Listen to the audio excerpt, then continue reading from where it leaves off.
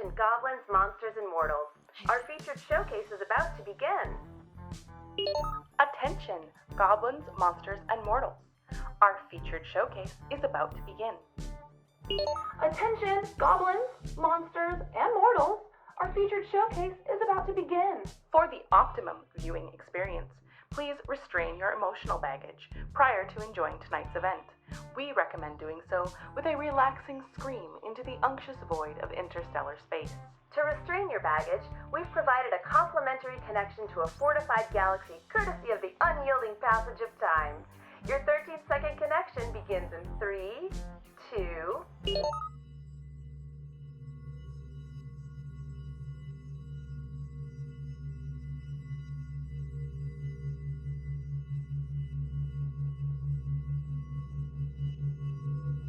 If you are joining us live on Tuesday night, please share the stream immediately with your friends, family, and the object of your enemies to lovers situationship. If you do not wish to perform the functions of sharing the stream because you're embarrassed to tell the world what we have together, you can beg for forgiveness at tipagoblin.com or via Venmo at tipagoblin. We remind you that art should comfort the disturbed and disturb the comfortable.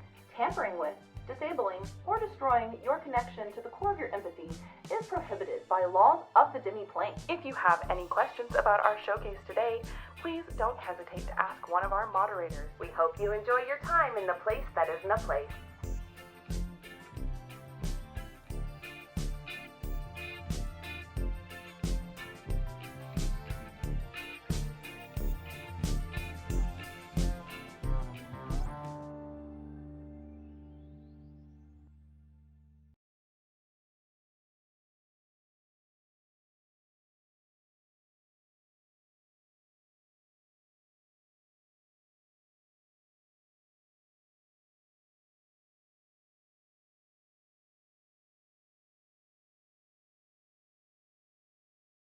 Your mic is on now. This mic? Hello. Hello, everybody. Hello.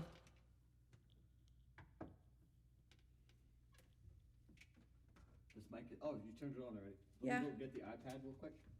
And then,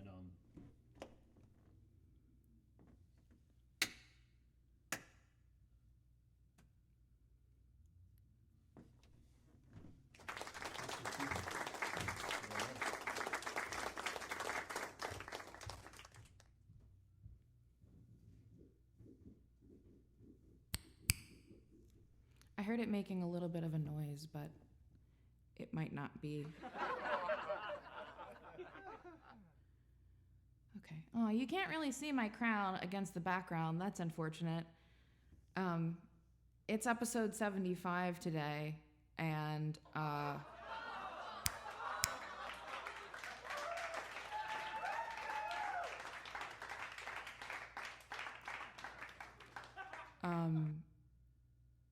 you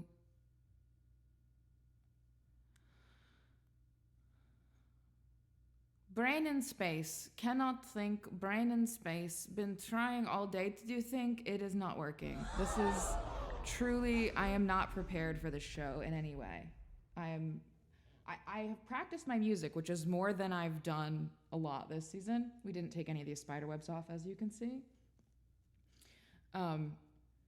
But my brain is goo, I'll be honest. I've been struggling to form sentences all day.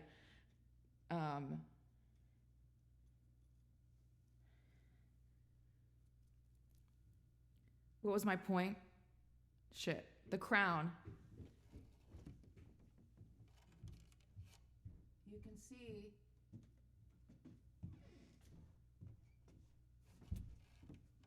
oh, you're telling them about Ted?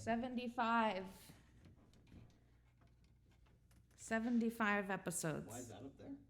Why is what up where? This?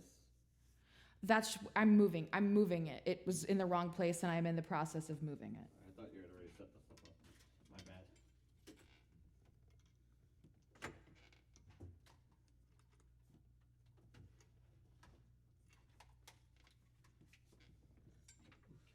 Hey, everybody.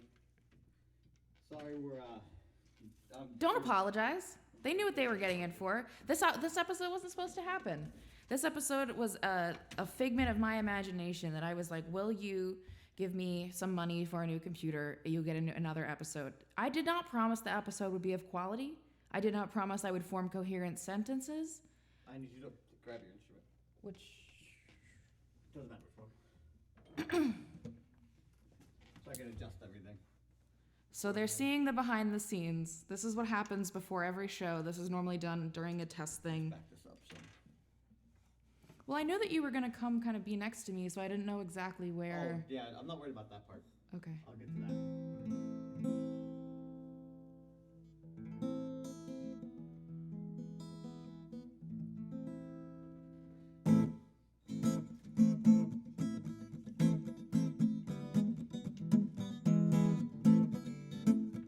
I just didn't want it fully covering the guitar.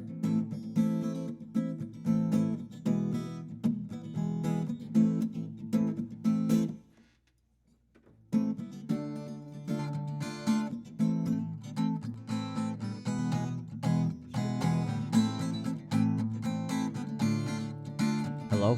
Okay. Hopefully you guys can hear me now.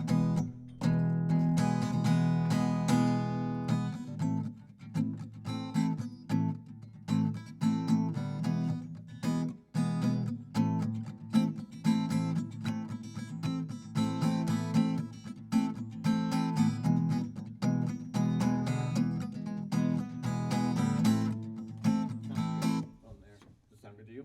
Sounds good to me. Okay.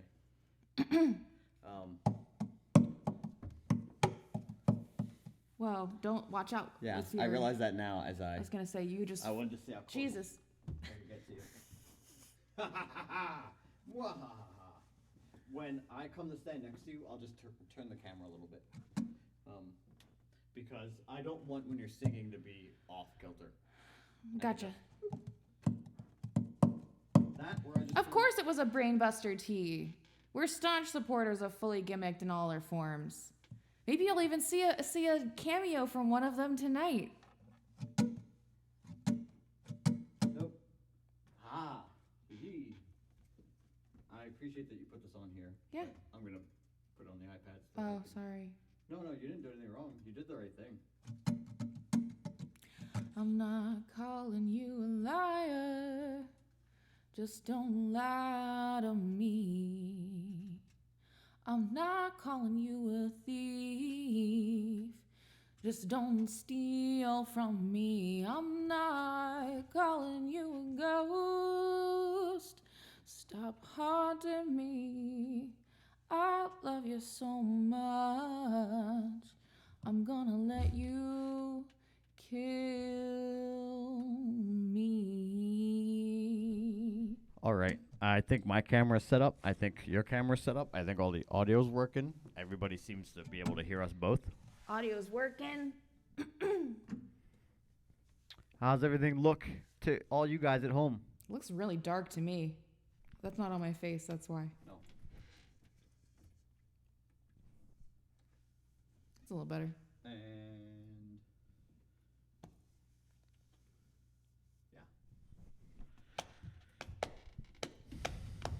All right. Just all right. It just looks okay. We're a mid. Solid mid. This is moved back. This could be closer. There's a lot of move your it closer. crotch. Can you see my leopard print pants? Can you slide your chair slightly forward a little bit?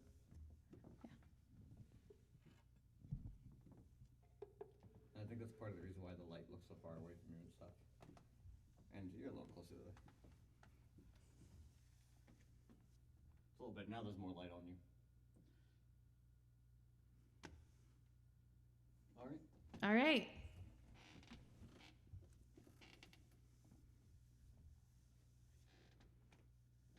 Ready for me to hit the button? I don't know. It depends which button you're about to push. I hope it's the right one.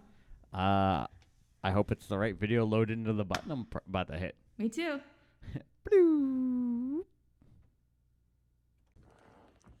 I don't necessarily know what to say, but I know that these are the moments that they put in documentaries. This is very true. It's the season finale of the 7th season of The Lounge. It does the same as any other show, I guess. I would say at this point, this as a whole, just as a normal show, is more involved now than you've had for almost any other show? It is a pretty ambitious show. We have over 30 clips, I think, or either between 25 and 30 clips of live puppets. It's a lot more involved than we have ever done before, I would say. Yeah, there's a lot of puppets this episode. The people said I want more puppets, and I said I have no choice. I didn't intend to. I started the season trying to not have a ton of puppets and make it easier on me, quote unquote, but I'm bad at that. I'm bad at making it easy on me. I would say so. What about you? I feel underprepared. Underprepared. Yeah, we've been doing so much week to week that you haven't had the time to practice playing guitar. No. I feel like that, except I don't know what I was supposed to be practicing. Do you know what I mean? Because now I'm less on the show visually because I'm doing much more. I can't pay attention as much to you if I'm paying attention more to the buttons and being ready for whatever might be next on the script. As long as you hit the buttons in order, you're good. Yeah. I set it all up, so all you gotta do... I think it's an easy task, but it is not. All you gotta do is hit the buttons. I've been around many people that have had to hit the button in order, but like at once, before and after a match. Like in very, and have not been able to figure it out. Yeah, but you have like practically have a degree in video graphics and shit. So like, I feel like it's just a different situation. Yeah. I know, at least my part of the show is seen in a very different way. Right now, I'm doing a majority of the shooting and editing, and I'm shooting into the edit. We're not doing anything too crazy, but that makes it a more coherent shoot overall. It makes it easy for either one of us to jump in and out of an edit. I'd say we're both doing editing. I'm not saying you aren't. You're focusing on different stuff in the edit. I shot some stuff for like the 30-second bumpers and stuff, and you were like, okay, this is what I'm doing with it. Mm-hmm. I think that's a reasonable pairing. That is a good team. That image of me in front of the computer is going to be the Facebook group's cover photo forever, because every time I try to change it, it just changes itself back. So... hack the system. Hack the system. Also, a good shot of you. Yes, the back of my head where you can see almost no detail of me. And you know exactly what it is, though. It's a striking image. It is not a good photo of, or a good image of me specifically. I mean, would I know it's you if I didn't know it's you? No, absolutely not. Which is kind of the point. Yeah. But I know it's you. I could be any elf. Yeah, that's what I mean. The cyberpunk elf everyman. Wow. That's me. I don't know whoever is going to see this, but if you do see it, thanks for watching.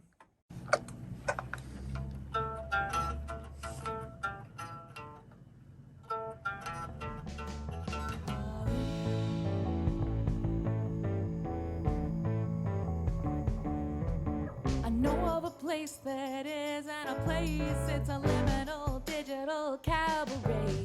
Not too hard to find if you try, as long as you got decent Wi-Fi. Crash, bam, Alakazam, each Tuesday night at 8 p.m. You'll see what I mean when you get on the scene. Find the coolest place in cyberspace you never been.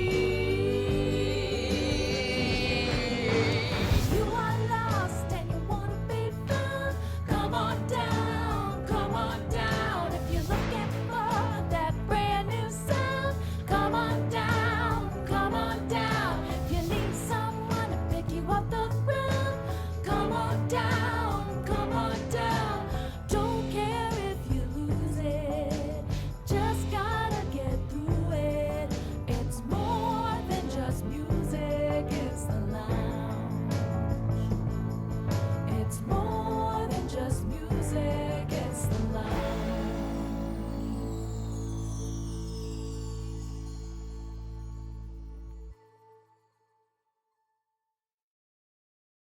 I didn't make that encore episode thing until after I had already exported that guy. That makes sense. It is what it is. Listen, today, you know what you're going to learn today most of all? How much of this is just Ophidian and I doing our best.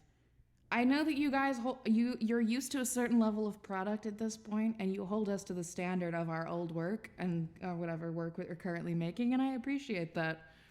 But every once in a while, I think it's important that we all remember that it's 2 It's not 20, it's not 12. Two people. Two people make the majority, I would say 90% of this production go. 80 to 90% of this production go. Two. So when you're thinking, oh man, the captions need to be turned off, it's so funny when they make a mistake. Think about the fact this man is working a whole last day job and I'm spending my every waking hour marketing or making this thing. And then think, oh yeah, it makes sense. Why? Not to mention the other things I've got going on in my life, which if you're aware, then you're aware. I came literally from work right through the door straight into this room and started setting up just moments before you saw me on screen with Kate. I came right out of my car. He had to cover his coworker's entire shift today. Yep, I had 2 of my coworkers call out today, so I had to teach every class all alone today, which is fun. I enjoy teaching, so it's not a problem. And now we're doing this. Woo! So. This is a song I wrote about you right when we started dating. Oh. I think it's...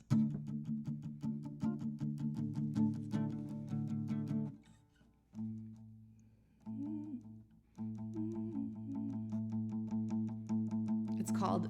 I don't think it ever really got called anything.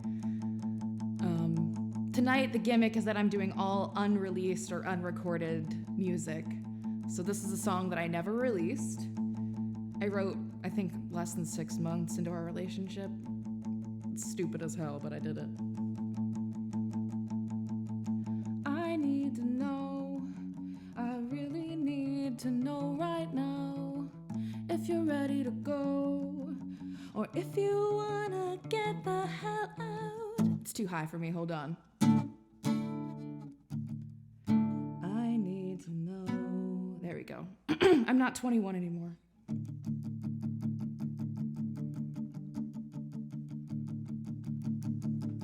I need to know. I really need to know right now if you're ready to go, or if you wanna get the hell out. You're wasting time, ticking hours, talking days. Are you mine, or do you need to get away? I'm ready to start the story about me and you. I'm ready for my fairy tale. I'm ready for my dream come true. I'm ready to drop everything, 'cause no one else will do. I'm ready for happily ever after, but I need to know you want me to. If you're on the fence, I need you to pick a side. Sure, the grass looks greener, but this is once upon a time, because I'm yours. Every second, every day, honey, there's the door.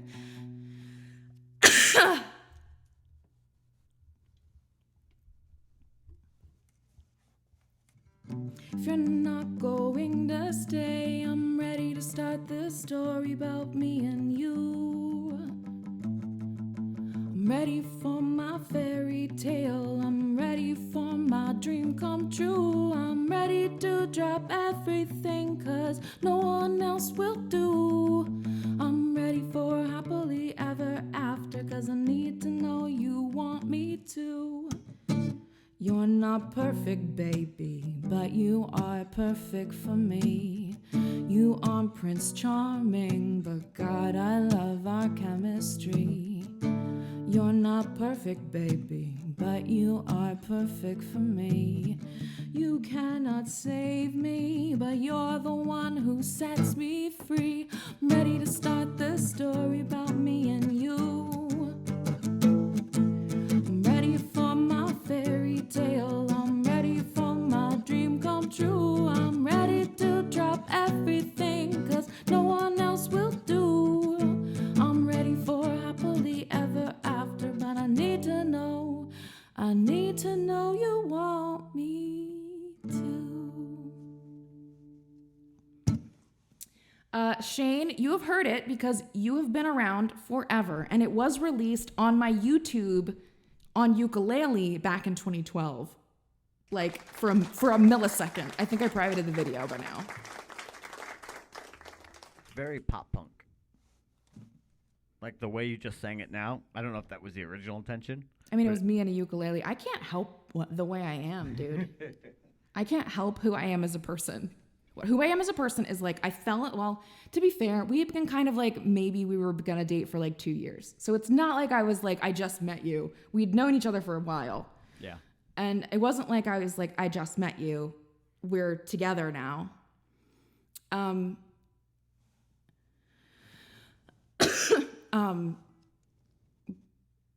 But yeah. Yeah. Well, look, I like the pop punk sound because you don't have many songs that sound like that. Not anymore. No. All my shit used to sound like that before. Tonight's tip goal is more like if you want another song at the end of the night and it's a request rodeo. If we get to the tip goal, then we get a request rodeo. That's what will happen. Don't skip the tip, but you guys really went overboard with the tip jar last week, so obviously I don't expect much. It's just for Goblin. I know you like to hit bar, so here is gold for bar to hit if you would like to do that. Because we didn't get a chance to talk about this much, I know we're not doing like genre bonners and stuff tonight. Mm-hmm. But is there anything else that... I mean, I turned off everything that shouldn't be happening. I'll genre bonner something. Okay. It just has to be something that I've done more. Really, I'll pick a song out of the set list that I've played before, like a song that's unreleased. When I say unreleased, I mean it's not on Bandcamp or anywhere else. Thank you, Zach. Oh, thank you, Tommy Toast Nose. Brainbuster Vid. Can you see? Can you see? Can you hear the froggy shirt? Or can you see the froggy shirt? It is the shirt that you made, and you put his name on and on the front, and yours is on the back.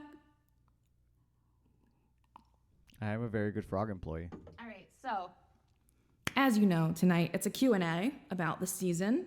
I'm going to be singing you unreleased, unrecorded songs, B-sides, things like that, things that have not necessarily been published to the peoples out there. But we're also doing a Q&A. We're both answering. And also, some of these we would like you to answer as well. So, our first question comes from Veronimo, as in only Veronica uses the Venmo. Only Veronica uses it now. And it is for everybody out there, including us. We will answer. But I also want you to answer as well, my darlings. And that question is, get your typing fingers ready. Get ready to ticky type. What was your favorite part of this season?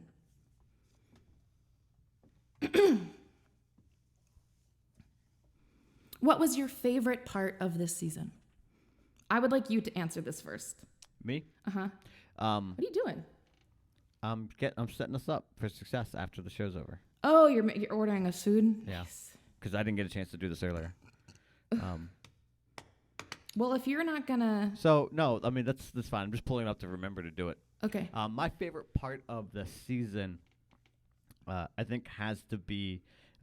this is not the same as a question we're going to ask later about, like, singular moments and stuff. Yeah, this is like just kind your of a general standout idea. moment. The idea that the puppets are they're not just a separate part of the show. They're not something we have to cut to and watch separately from you. It's the idea that the puppets are just as much in this space as you and I are. Right. Like we cut to Moxie as much, if not more, than we cut to you. Like she is as much of, she's right here. When she's not right now, Dex and Moxie are off tonight, but right here is where she is in the space, so to say. Yeah, and Dex being the other side. And Dex being over there, yeah. My little angel and devil on my shoulder. Why are you being a secret squirrel? Shout out to the show Secret Squirrel, by the way. Does anybody else remember Secret Squirrel? It was on Cartoon Network. All right. But yeah, for sure. This show has puppets? No, they're just little people, Tommy. Don't let anybody tell you different.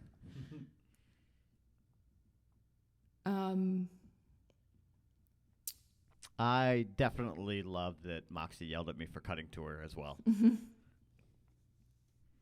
Which actually I think is a joke that you pitched, right? It is, yes. Yeah. I was going to say, I pitched I like to say pitched, like I pitched it from my brain into the Google Doc that we use for, like, writing on this show is very amorphous. It's like, I ask 5 human women in quotes because gender is fucky.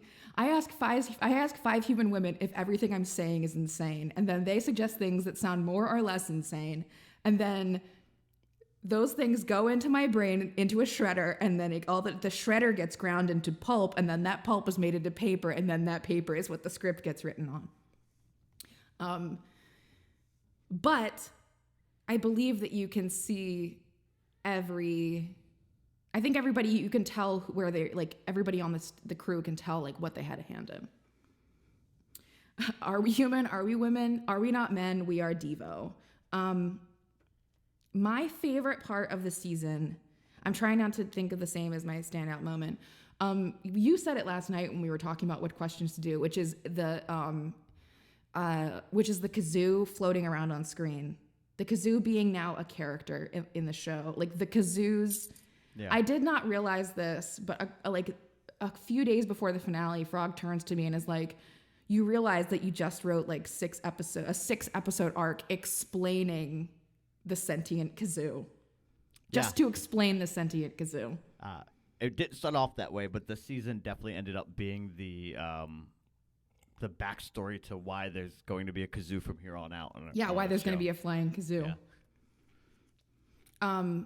So yes, that is probably my favorite part of the season, of this season specifically, is that now we get to now TG is her own character, and we get to hear from her as a counterpoint to me that does not exist in my body. The more characters we can get to not exist in my body, especially if they are being played by other people even, the better.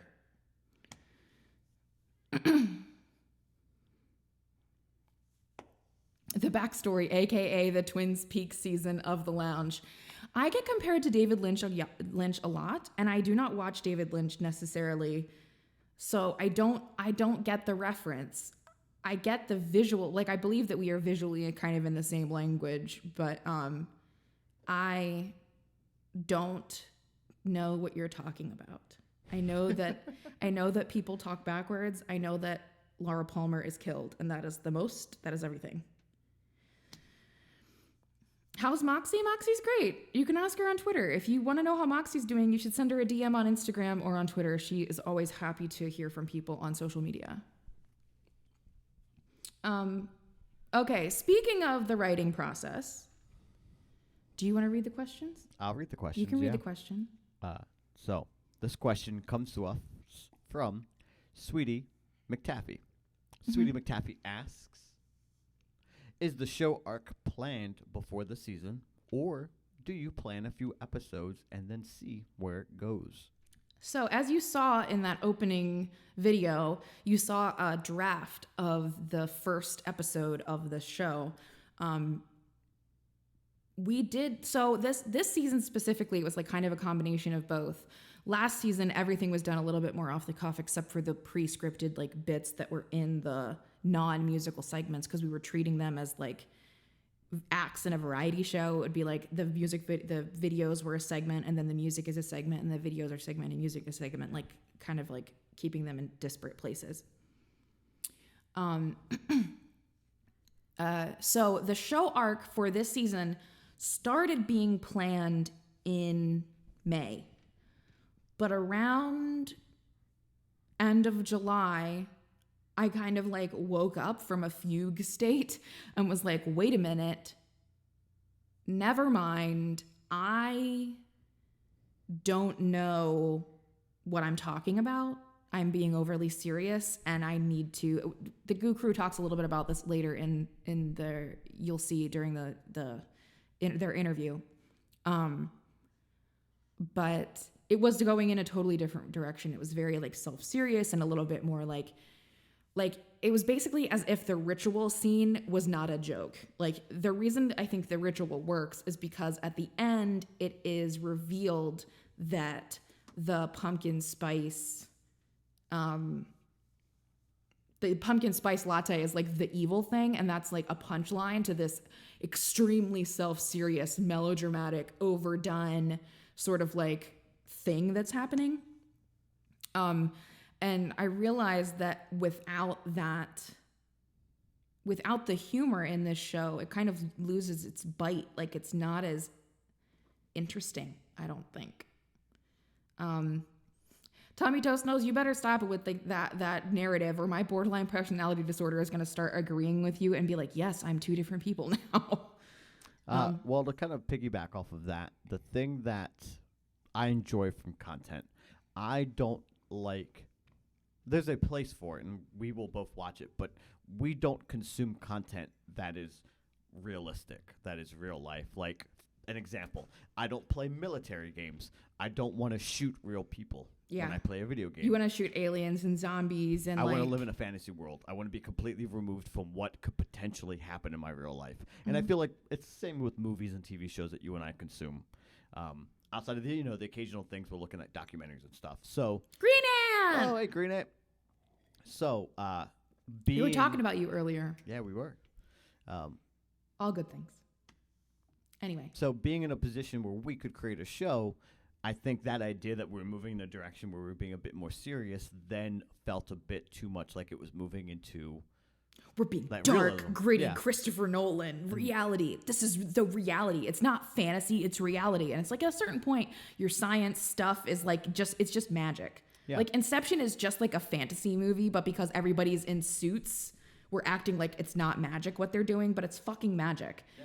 And there was this whole, like, I wrote this script, and the focus group will be able to attest to this. I wrote this script for this trailer about like seeing a version of myself in the mirror that was like a goddess, and it was like the higher version of myself, and like coming at me for talking about myself like I'm garbage, and like saying like getting on me for calling myself trash. But it was very like there were things that character was saying that were powerful, but as I was like getting into making it, I was like, this just feels, I don't know, it doesn't feel.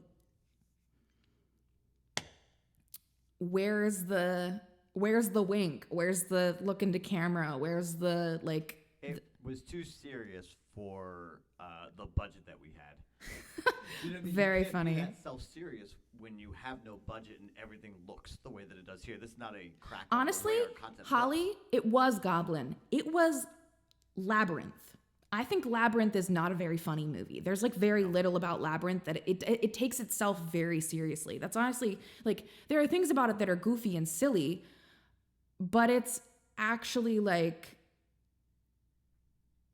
it's actually very. Is that there was a budget for that movie. We didn't get to your question yet, Mix Mary, so you're good. All you missed is that we asked what everybody's favorite part of the show was. So if you can answer that, you're set. It was Labyrinth Goblin. It was this like cold, austere, very like detached sort of like, I'm David Bowie in the 1986 movie The Labyrinth. So you showed your penis to a man at the greeting card company. Please tell me someone else gets that. But it was very like, I don't know. It was just not.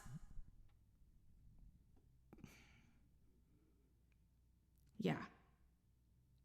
It wasn't able to laugh at itself, which you have to be able to do when you are working at our budget level. Like if we can't make fun of the fact, like if we can't make fun of ourselves in like use the tools of like what is or is not good production quality, because like I said something about this I think last week or recently where I was like, can we make a better green screen ukulele than like what we did? Yes. Is it funnier if all of Moxie's magic looks like clip art? Yes. And I also would like to establish at some point that like other magic looks different. Like people's like magic that's more advanced stops looking like clip art, but because she's still at the beginning of her magic stuff, she like everything turns into clip art when she touches it. She's learning. Do you plan a few episodes and see where it goes? With this season, I was literally writing. Like, I was writing Moxie and Dex's lines for the finale up to the day and on the day that we filmed them, just because of like time catching up to us and how much we had done. And there was some, yes, like changes along the way, because I think that's necessary. Like, I can't, like professional wrestling, which is obviously where I learned the majority of my long form storytelling from. I'm kind of kidding. But like pro wrestling, the audience does shape what's going on. If you have shaped the story in some way and then the next episode happens and it's like none of that has occurred, I think it's disrespectful to how much you are involved. Did you order our food? Yeah, I already did. Okay. Like how much was involved in the, like how, like it disregards your agency over the... Yeah, your agency in the equation, because like I am not telling this story alone. I'm telling it with and to you, especially those of you in the chat, because there are obviously a lot more people in the chat than there are there are a lot more people watching than there are in the chat necessarily. And in that way, the chat ends up becoming an extension of the cast. Like, you are our background actors, you're our extras, because the people who buy into the thing and are, you know, talking about what's going on and being in the story and living in the moment, you are adding to the reality of the lounge and like what makes this place real or not in the first place. All right, moving on to the next question. This one, more direct answer. It's from my nemesis who's trying to get me to have a splitting episode, Tommy Toastos. No, not that one. The one before that, from Mr. the Shane. Oh, babe, you're down too low. We're still in the first one. We're still in the first. That's the next question in the... Yeah, no. It's how many ideas at the... You see the third... No, I'm in the correct one. I'm here. I'm at the right one. You didn't let me finish. Oh, shit. Sorry. How many ideas got discarded for being too silly, from Mr. the Shane? And I think this one is a pretty direct answer to that. Nothing is too silly. Nothing. None. Zero. There are things that we couldn't film due to budget and or time constraints. Yeah, and we'll talk more about what budget means in the second half, because there are a lot of questions about like if budget was like things changed with that, what would change about the show, and we'll talk more about that later. But the silliness of as far as ideas go, it's more like actually so much got discarded for being too serious. Yeah. Like, it's more often that, yes, ideas get discarded for being too serious. There was a joke that like there are multiple jokes that it's too dark, or it's too real, or it's too and like those things don't get discarded. It's more often than not, or those things get discarded. It is more often than not that we try to go sillier than not silly. Like, it is more often that the silliest idea will win. And more often ideas discarded for being silly is more like a silliness, and as far as us thinking we can accomplish how much we can accomplish in a short amount of time, like how much we can do legitimately versus what we think we can do. Like, we're being silly when we think we can do a million things when actually we can really only do like 10. So that is the if the mid-season break wasn't too dark / serious, wow, was it really that dark? I mean, there was a fucking floating pumpkin spice latte with a big evil frown on it. No, but you made a mix between like a giallo and an 80s, like, you know, late 70s, early 80s horror type video. That ended up with something very silly, but if you walked in at the beginning of that, you wouldn't know necessarily. I'm glad I scared you. It was a very interesting way to address personal fear as an artist. Yeah, I mean, that's the thing is like so much of the show comes from my the crew, we'll talk about this later a little bit. Giallo was a huge inspiration for this season. The Giallo, like old Italian horror movies, specifically Blood and Black Lace, was a big inspiration for the aesthetic this season. That's why all the colors, including the ones you see now, are kind of what they are. Like neon and crazy. Because part of it is because it's what we have access to, and part of it is because like it just looks so fucking cool and we can make it happen. Like, we know that it's going to be But the thing about you were saying about the show, when we were talking about the serious storylines that were happening, it was like we didn't want the show to get too real, which is ironic because like we ended up with a storyline that was more true to my reality than the previous storyline was. Like the previous storyline was more serious and it was darker, but this year, yes, Shane, exactly. This season, what was I saying? You were giving a little bit of sugar with that spoonful of medicine. Yeah, I felt like it made more sense to tell the story and like, I don't know. I was able to tell the story of my journey getting to the season, like getting to the result of the season through the season itself. Like we were talking about getting rid of Trash Goblin. We were talking about doing other things of like taking away some of the, I don't know, some of the lightheartedness, not even just lightheartedness, but like, again, like I said, brain goo. No, but I think you answered the question. And I don't want you to go into some other stuff we're going to talk about later. Okay. Which you're going to start to accidentally do. So I will move us to the next question, which I have the answer for. And this comes to us from Tommy Toast Nose. Okay. Tommy Toast Nose asks, how much does Dex bench? How much do Dex bench? Bro, Dex don't even got arms. He don't even got arms. He don't even got arms. He don't even got arms. But he does have a tongue, and he can curl with the tongue. Whoa! I can confirm. Like the cock push up in Yep. Pick of Destiny.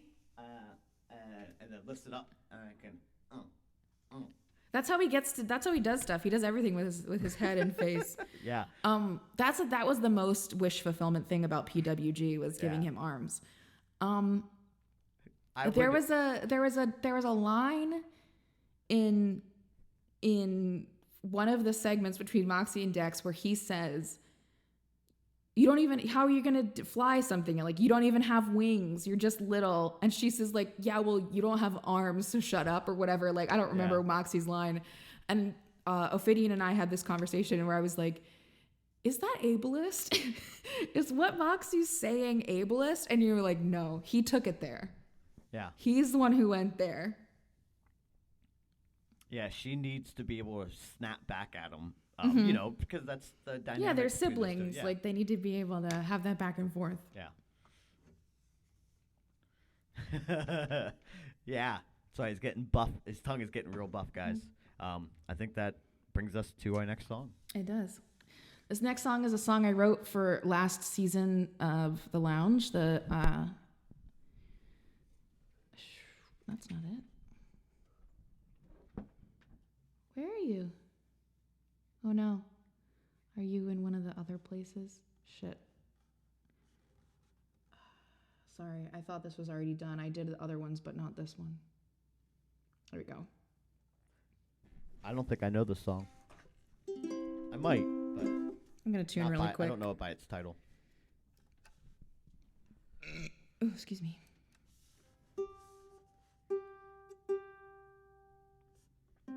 Oh no, I left my tuner on and Battery's dying. the battery's fully dead, I think. Yeah.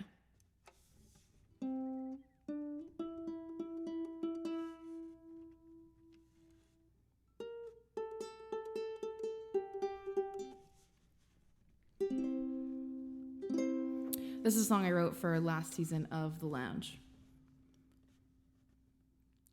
I don't wanna be an artist. I don't think I wanna starve. Sure, I do want to draw and paint, but someday I'd like to own a car. And I don't wanna make my living doing song and dance. Unfortunately, it's destiny and art is all the fuck. This is too far away, sorry. All of this stuff is really far away. I didn't realize how far it was until right now. Wait the fuck up, hold on guys, I'm doing something else. Trying to get this thing here, and I tore it apart. Yeah, let me do it. You put the table on top of the legs. I got it. Which is why I can't do this all by myself. I did it all by myself today. I got it. Oh no, you're deleting lyrics. Shit, babe. Just hit undo up top. How do I undo all of that? Oh, you're not in Yeah, there you go. Keep going. That should be it. No. There was so many lyrics here, and they're gone. This is the only document I have of it. Well, I didn't know you weren't in Google Docs. Fuck. Hold on. Fuck.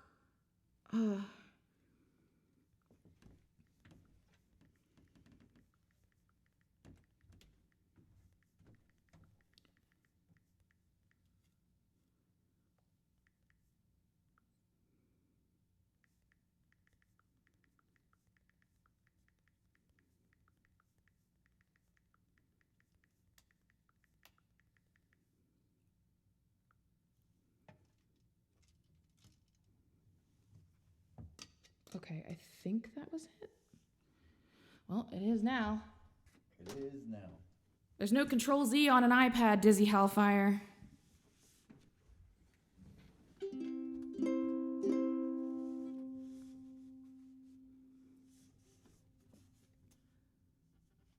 No backup. That's why it's very fortunate that we have the Nixipedia, because a lot of my back in the first season of The Lounge, I actually lost an entire hard drive full of like 15 years of lyrics and songs and stuff. And it's something I have a huge fear about for now.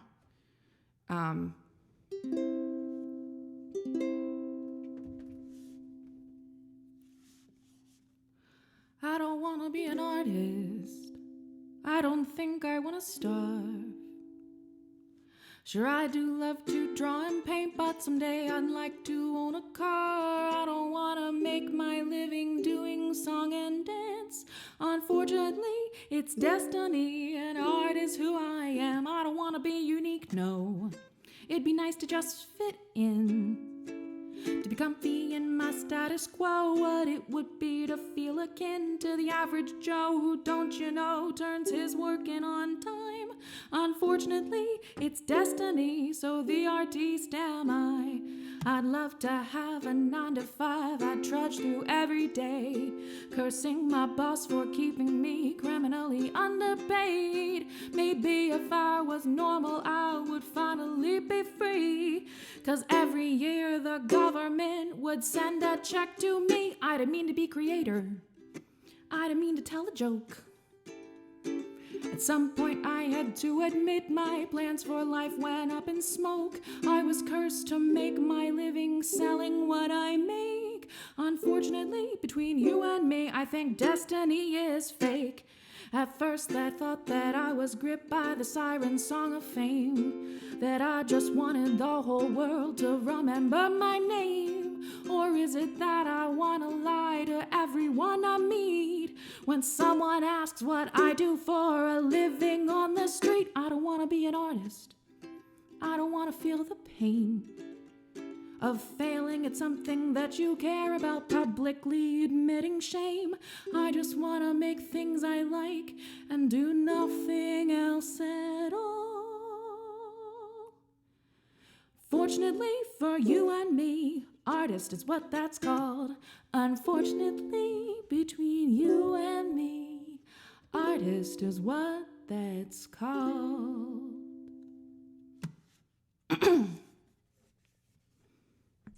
Well, time to hit him with that juice. Hit him with that juice.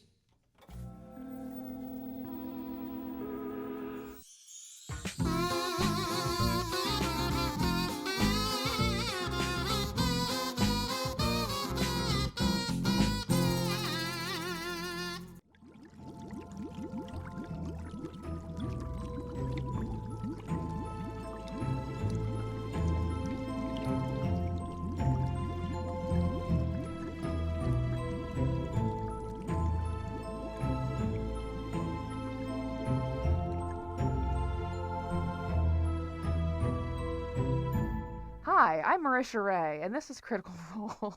Let me oops my anarchy symbol. You were live on camera. I thought we have to mic me.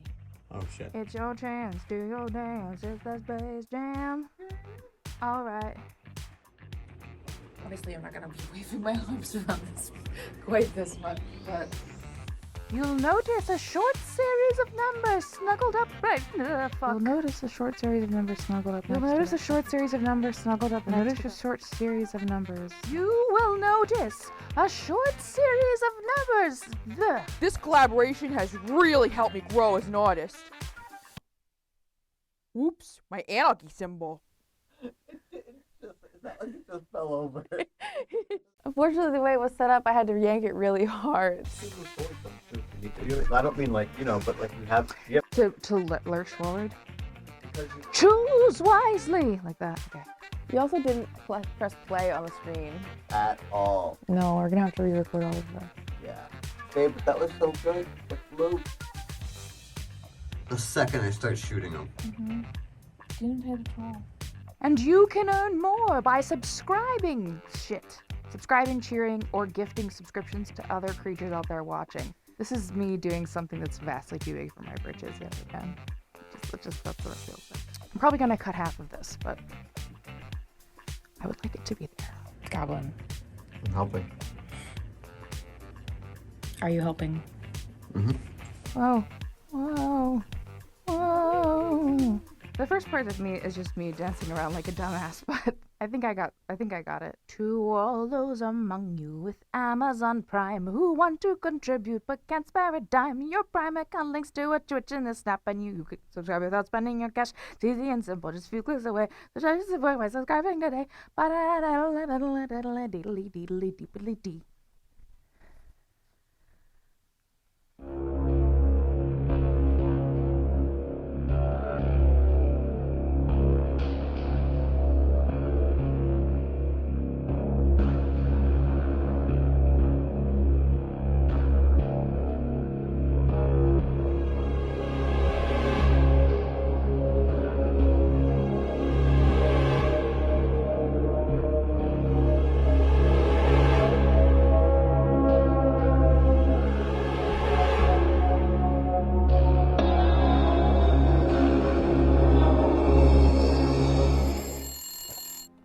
Tip a Goblin Telethon, you've got the games wizard.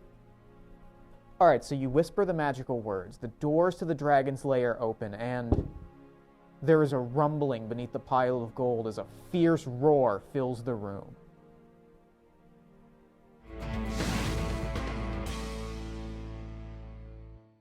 Ahem. Greetings, fine citizens of the internet. I'm gonna take that again. Ahem. Greetings. Yeah, I'm gonna do this. I'm gonna start again. Hold on. Ahem. Greetings, fine people of the internet. My name is Declan McGuffin, and I'm here today to apologize to you all for not telling you sooner about the greatest video game that you will ever play, Pigeon with Gun from 𝙴𝚒𝚒𝚒 Games.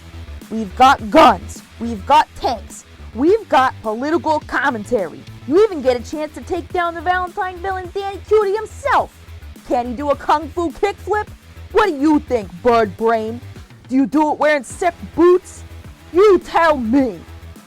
Type as fast as you can. Get your copy of Pigeon with Gun now at katenix.com/game.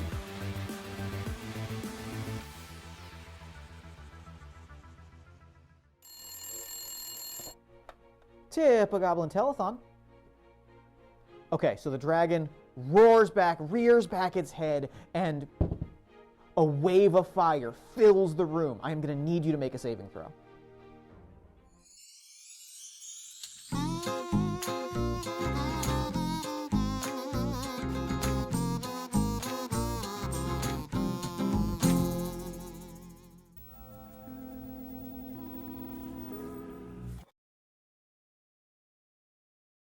Hello, I'm back.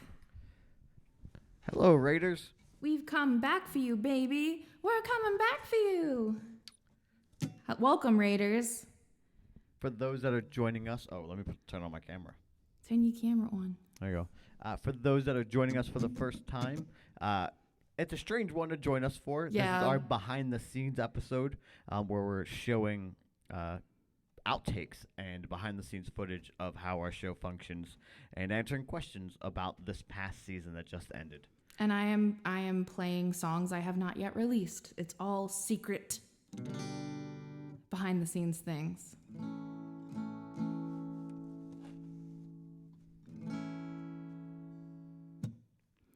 This is a song that I have absolutely played live. Thank you. I have played this song before, but it is not yet released, and it does not have a name. So if there is anything that sticks out to you about it as a title particularly, please let me know, because I have a tendency to name my songs things that people do not call them. Like, I have this song called Just Another of My Glitches that everyone calls the Doll Ambulance song. I should have just called it a Doll Ambulance, because that's what everyone remembered from it. It would have been way more helpful. So if you hear anything in this song, you're like, that's clearly the title of that song. Please, by all means, let me know.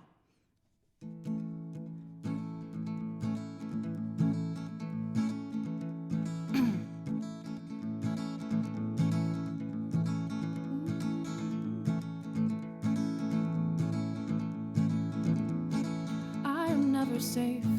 This will never be my home. I may know this place, but I'll always be alone. No tie by blood can bind me to the ground where I was born. I am destined not to find a place where my heart can be stored. No, I am only one. I do what I must to survive, to only come undone. Away from the naked eye, the bridges were long burned, but I did not light the flame. And from what I learned, it doesn't matter, I still share a name, a family crest of pure imagination, a marriage chest of daydreams and of dust. My dowry was a sick, sad fascination with making my life into a nightmare, and now I'm begging to wake up.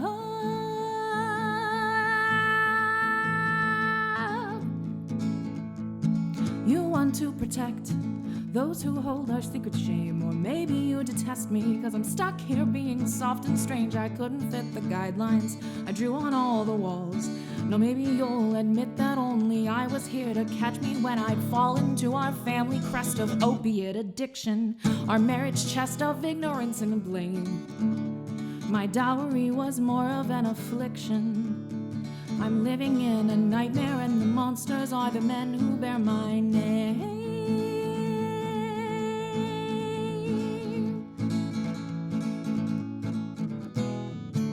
I cannot fault my father for how he was raised.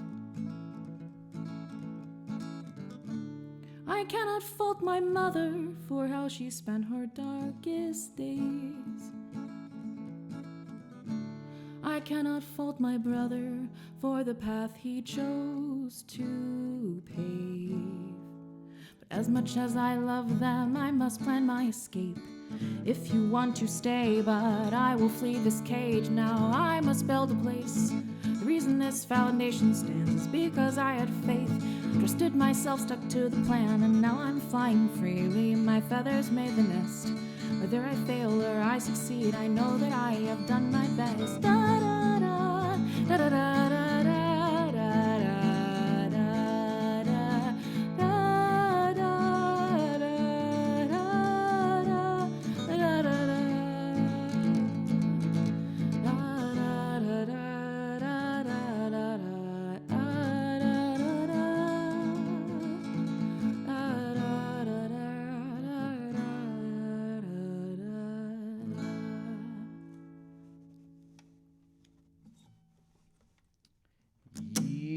Boy.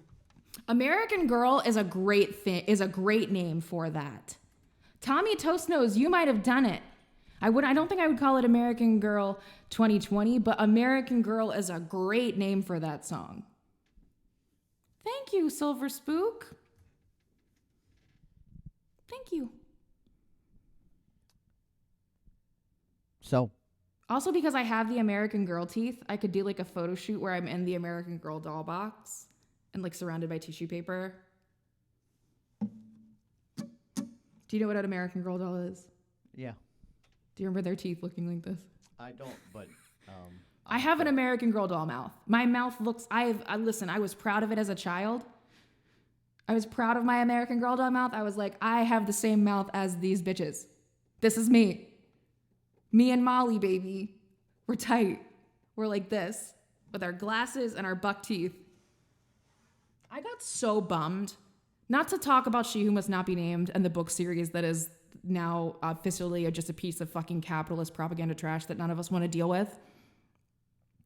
I was so bummed when they gave Emma Watson straight teeth, or like they didn't like give her teeth to wear in the Harry Potter movies, because Hermione's buck teeth was something that they talked about a ton, and it was a part of the plot line for book 4, because like Hermione had gotten her teeth fixed and neither of the boys noticed, and it was like a huge fucking deal to her for whatever reason. Anyway, so bummed when her teeth were not fucked up like my teeth. I was like, Hermione needs to have fucked up teeth. Give Hermione fucked up teeth, you dumb bitches. I should have known then. Joanne, you stupid bitch.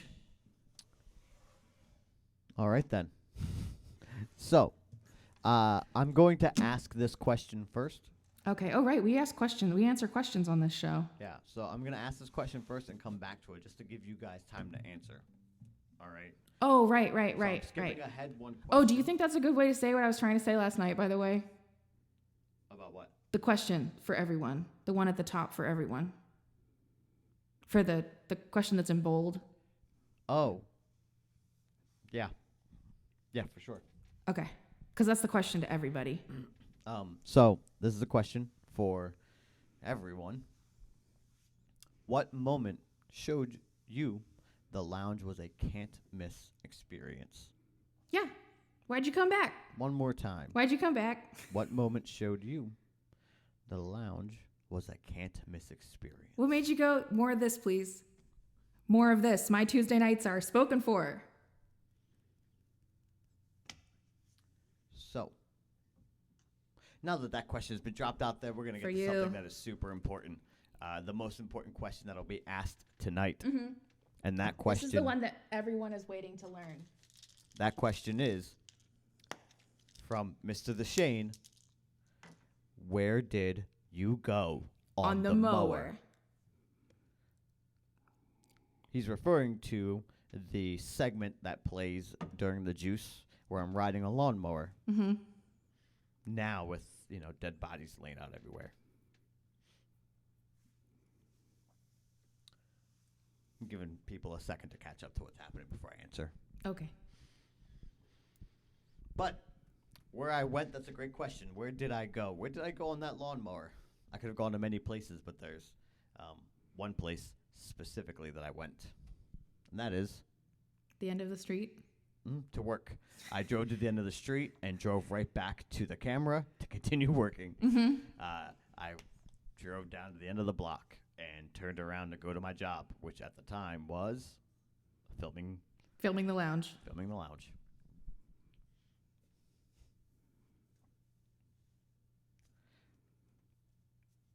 Mixed Mary Moon, I would be very interested for you to describe what exactly my aesthetic is, because I have been trying to describe it for years, and I truly need someone outside of me to tell me what I look like.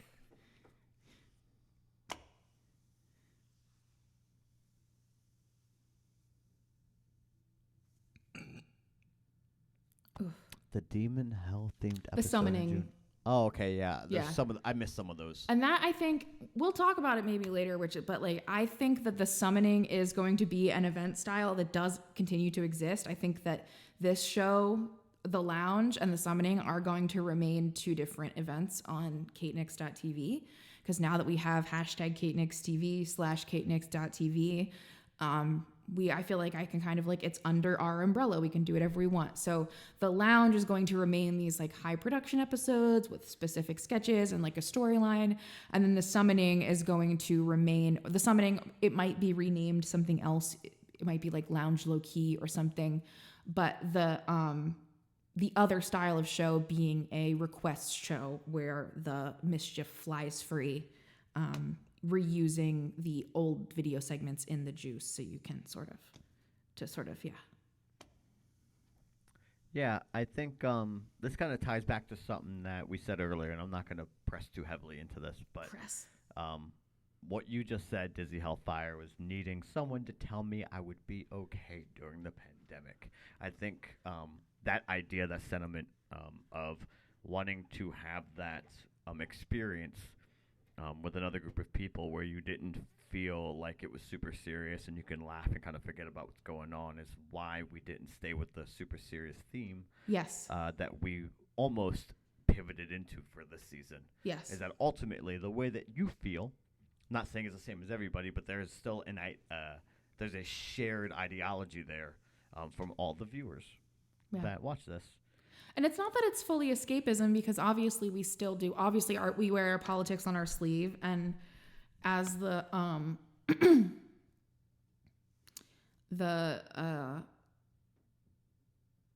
shucks, 𝙴𝚒𝚒𝚒𝚑. What was I gonna say? I don't remember. What was you were talking about the pandemic? I was. We wear our politics on our sleeve, and we're not. We don't pretend that things are not fucked up. The way that we have escapism is not like, oh, capitalism is not ruining our lives. Like we know that capitalism is ruining our lives. The way that we say that to you is by this fucking big fuck cops banner right here, this big fuck cops, hail Satan shit right here.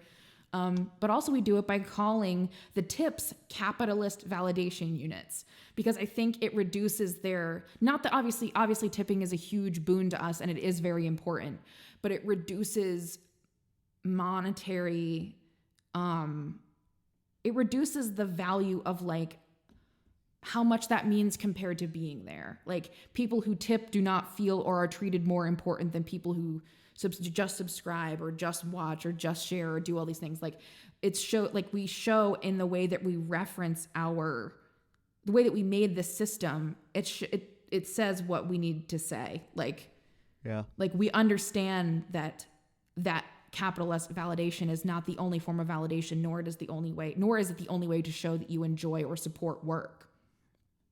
Yes, fuck all cops, even RoboCop. But again, brain. Boop. It's all right. Moving us on to the next question now. This comes from Veronimo. Only Veronica uses the Venmo. Only Veronica uses it now. Veronimo asks, what was it like talking to your past self during the live shows? Now, Holly and I discussed this last night at our meeting. I am a little bit confused about the phrasing of this question. Not that you said anything particularly confusing, but because do you mean like what was it like the functionality of the video, talking to the video, or what was it like talking to my past self, like talking to Trash Goblin, like having conversations with different parts of myself or writing those conversations? Because I think those are different questions. I'm willing to answer either of them. I guess I'll start with what was it like interacting with the videos? Well, here's the thing. The conversations are written by me. So I know that I know what's happening. I wrote it. I performed it then. So I know to an extent. I wrote it and then I performed it and then I edited it. So I watched the pacing of the puppets many times. I've watched just in the function of making the show. I experience being the puppet, right? I experience the performance of the puppet as a performer. Then I experience the performance of the puppet as an editor, and then I experience the performance of the puppet as an engineer setting up the conversation. So I have seen the videos. Not only did I write the script, but I've seen the videos over and over again by the time you see them live, and whether or not we've practiced the conversation just specifically, because I just the nature of it is that I continually see the footage over and over again. That's just what editing is. You see it over and over and over and over. So understanding the timing was helpful in that way, like being able to witness the performance many times and not just be like, oh, I've recorded this thing, now I'm performing to it. But because of the way we segmented the lines of it being having the conversation structured so that the lines said by the puppets could be true whether or not, like, depending on what I did. So, like, for example, Pigeon with Gun took a little bit longer than we thought it was going to. The game did. And part of it might have been on us because I didn't do the audio until the very last minute because we were doing everything for the show. Anyway, not the point. The Pigeon with Gun game was supposed to come out the week before that it did, and we were supposed to be congratulating Dex on his full release of the game. So we made it so that Dex was just saying, like, yeah, I'm excited, and not saying there were game releases today or this is what's happening, because that way it left space for me to inform what was happening, for me to be like, this is where you can get the thing, or this is what's happening with the thing. Dex only was able to agree. So, yeah, I guess it's just a combination of just, like, knowing how to balance all those things, right? Knowing how to balance the scriptwriter part of me with the performance part of me with the editing part of me. The conversation takes shape, obviously, many times, and it takes shape as a script, and then it changes shape in the Moxie performance, and then it changes shape in the edit, and then I again alter it by performing with it live. So, yeah, that's, I guess, what it was. What it was like. It's not like it was creepy for me or anything. I wasn't like, this is a mindfuck talking to me from 2 days ago, because I'm so used to this is it. This is what I do. Like, I am this person and this is what I do. So talking to me from 2 days ago and having a conversation with a puppet version of me is just, like, part of my life. But going on to the more metaphysical like version of that, that's not the right word, but like the more psychological question of what is it like to talk to your past self as far as the emotional aspect. It's been very healing to differentiate these characters and be able to have them be imperfect. It's been able to make me, like, being able to represent both sides of a dichotomy in my own little ContraPoints way, like the two sides of the coin between Trash Goblin and Reed. Like Kate was saying, we have to treat this like a business. If we don't treat this like a business, it's not going to survive. And Trash Goblin was saying, if you treat everything like a business, you're never going to be able to make the art that you enjoy, which is the whole point of doing this for a living. So being able to represent those sides of the conversation and have neither of them be the good guy or the bad guy necessarily, obviously, as much as, like, I take action that is an action that hurts people, but I'm not necessarily the villain. I'm not like Tommy Toastnose thought, like, I was a different version of myself, or there was this theory of me being not like a robot or a clone or a stand-in or a doppelganger or whatever, an imposter of some sort. And I think that would have been a really big cop-out, because we talked about that in our meetings about how last season the storyline was very tame. Corporate sponsor, like, there was a little bit of a bite in how I talked about sponsorship, but saying, oh, sponsorships are fucking up content, that's not new. That's not a new sentiment. That does nothing. It doesn't talk about my personal growth. It doesn't talk about how I feel about society or how I feel about my own responsibility. And it deals with nothing connected to the actual lives of my viewers. I wanted to tell a story that felt like something you could take a fucking moral from. You could take some kind of, like, value from and use it in your own life, because at the end of the day, we tell each other stories to protect each other, so that we can say, like, this is how I went through this thing, so that maybe when you go through this thing, it doesn't have to be so dangerous, or you can avoid these things that I did. Obviously, you're not gonna, like, do a demonic pumpkin spice ritual and, like, trap part of your personality in a kazoo anytime soon, but you understand that idea of sacrificing yourself and what you sacrifice yourself for and what you spend your time on, and whether or not you can take responsibility for your own actions when what you do is wrong. Like, what I did was wrong. I had to apologize to Moxie in a functionally real way that involved me saying that I understood that, like it was, like, and I talked about how embarrassing it was to be helped by people that you've just hurt. It's That is being able to talk to Dex about something. Like, that is obviously you're grateful for the people in your life who help you, right? You are grateful for the people in your life who help you do things, especially when you've fucked them over, because the people who are you're closest to end up being fucked over the most.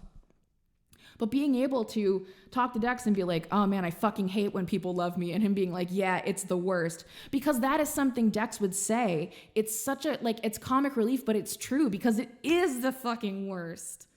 It is the fucking worst when people help you when you fuck them over, because what you want them to do is be like, you're a monster and you're trash. And that way you can be like, I'm a monster and I'm trash.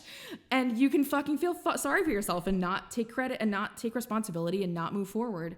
But my community, made up of me playing different versions of myself, wasn't going to let me do that. Moxie was helping me anyway, even though she was mad at me, even though she was only going to talk to Trash Goblin and not talk to me about it. She was still helping me.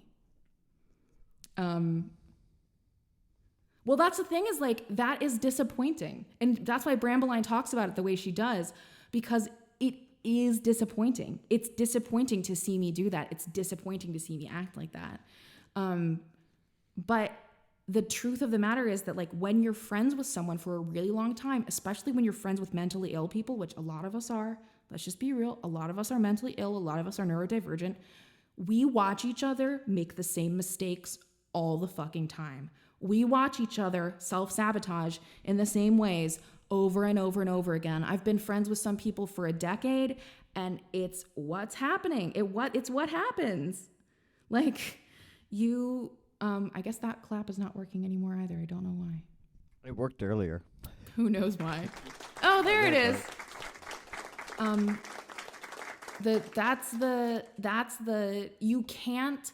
You can't dismiss someone for relapsing due to their own pain. You can't dismiss someone for not,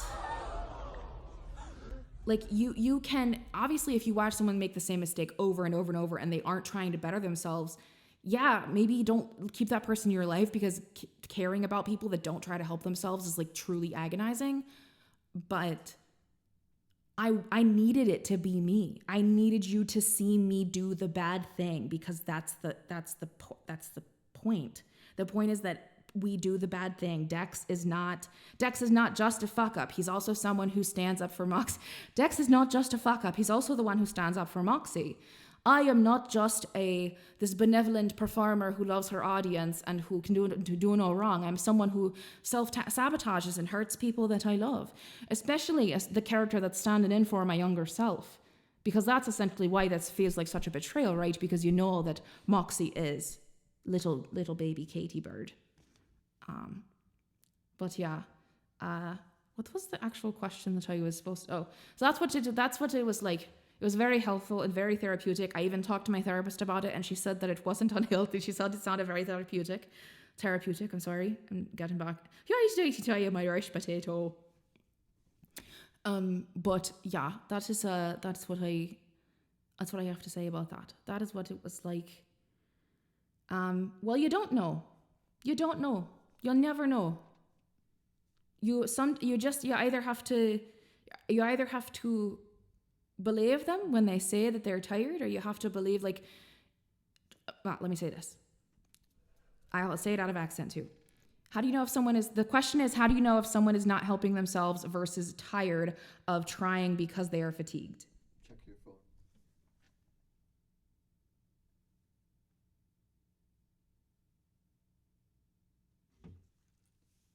Oh shit, sorry, our order got here half an hour ago. My phone was turned off. Oh boy. I hope it's still out there. I'm so sorry. Keep answering questions. I got it. Fuck. It's my fault. It's my problem to do. It's not you. Fuck.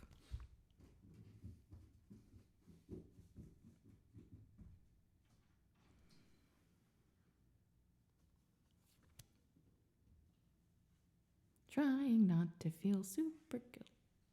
Is it still there? Yeah. Yay! Whew. Anyway, the question, how do you know if someone is not helping themselves versus they're just tired, whatever? It doesn't matter. If you cannot watch someone do something over and over again, and it is affecting your peace to watch them make the same mistake over and over and over again, you do not have to involve yourself with that person. And there is nothing that you should not feel guilty about that, and they should not feel guilty about that. Because it is just about being honest with yourself as far as what you can handle. Like of housing and the ringer people go through, and since they're everyday folks and can be tiring or insurance. Yeah, it sucks.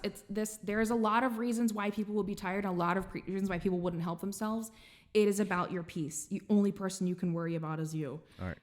I'm cutting you off here to move on because we still have a lot of questions. Yes. This is the last one for this round. Yes. And that is, let me go back. This comes to us from Grumpimus Primamus. Grumpimus Primamus asks, is Roxy ever going to come visit? She already did. She was already here, and it was a great visit, and they had a great time, and nothing went wrong, and it was no big deal, and Moxie was worried for nothing. Yeah. But yes, you might see her sometime in the future. For those of you wondering, Roxy coming to visit was what was going to happen at the end of Moxie's arc for season 6. But they had a great time, and Moxie was worried for no reason. All right. You know what's next? A song that I never play. Yeah.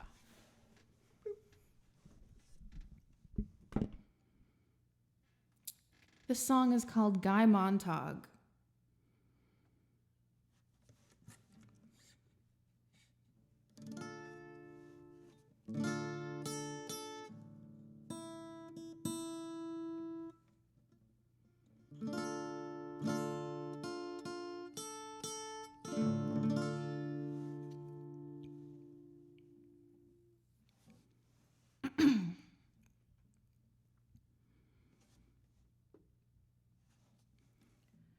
You warned me it's coming, the future is coming, the revolution is coming, this will be left behind. The passion is burning and the action is burning and the reaction is burning. This will be left behind. But the fire is so bright, and I can see your face inside. The patterns of our petty lives, the ashes of our pretty minds. And they torched away our fears and asked if they could keep our ears, because we haven't heard in years the things we left behind. And everyone looks the same, and everyone acts the same, and everyone wants the same kind of little life. But the fire is so bright, and I can see your face inside. The patterns of our petty lives, the ashes of our pretty minds. From the charred, forgotten tome, I will find my way back home, but I will not go alone. I won't leave you behind. And it's not much longer now before the fires get put out, and everything we talked about appears before your eyes. Turn the page, be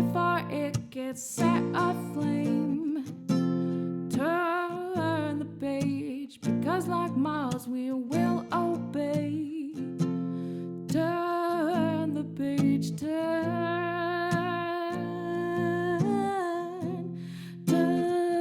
the page, learn.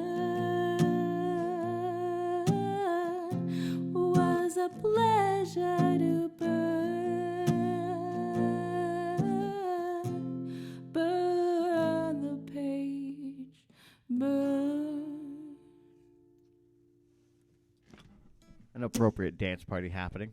Inappropriate dance party. The dance party is never inappropriate. No, I said an appropriate dance party. An appropriate dance party. I have to genre a genre and do a Great Curse. Well, wait a minute. We decided on a new version of the Great Curse. Yeah. However, before we do that, you're gonna hit him with some more juice. Hold on. Let me turn my camera on so I can hit him with the juice. Whoa! You're gonna hit him with the juice. I'm gonna hit you with that juice. Juice.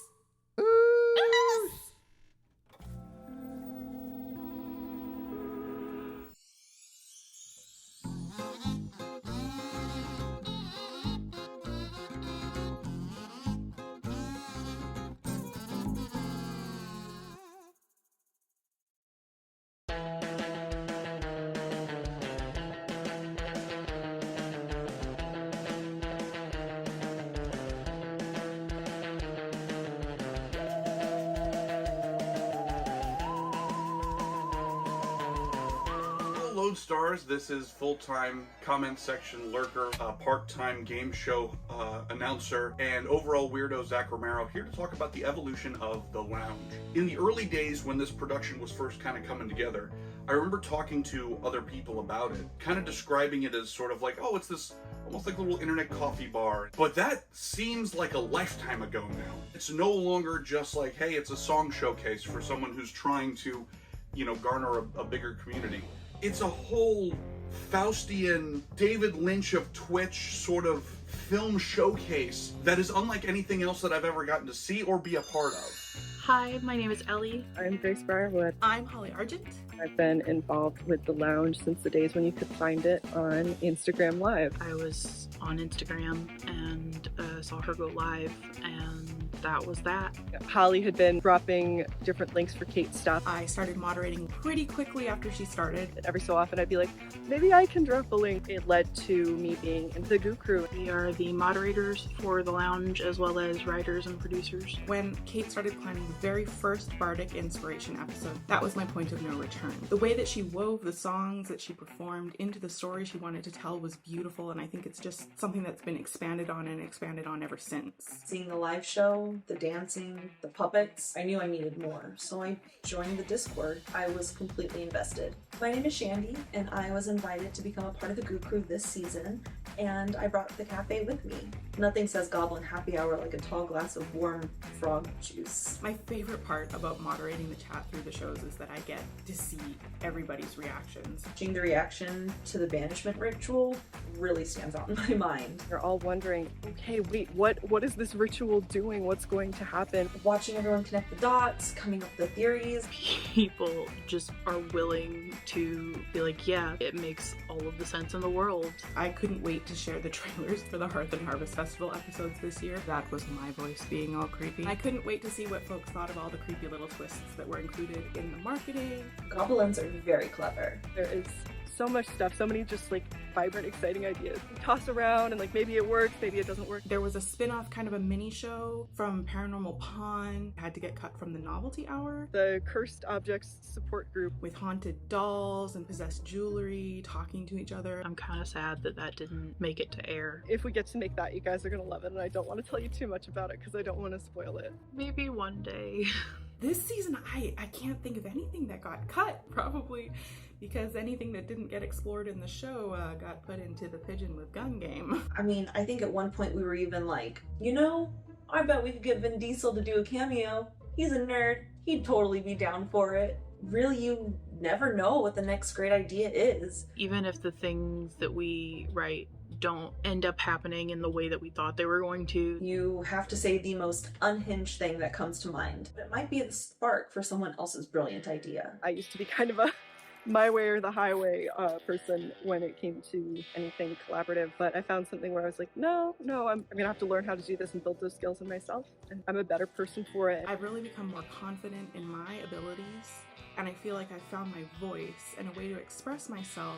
The things that felt like horrible liabilities before are things that I have in common with people that I truly respect and love and admire. I feel more comfortable in my weirdness, more willing to speak up and share my ideas. It would be really silly to say, all of the love for you, but none for me. That's what I was doing, the way I was living my life. I've figured out how to use the things that I'm good at, organizing, managing, keeping track of things, writing, to be really useful in many ways, and that's really validating and important to me. I don't need to water myself down anymore. I've found the people who get me, so it's fine when others don't get me. Kate and the rest of the Goo Crew are some of my best friends. I talk to them literally all of the time. I hang out with Holly's kids. The community there feels closer, more real than any other space I've been in.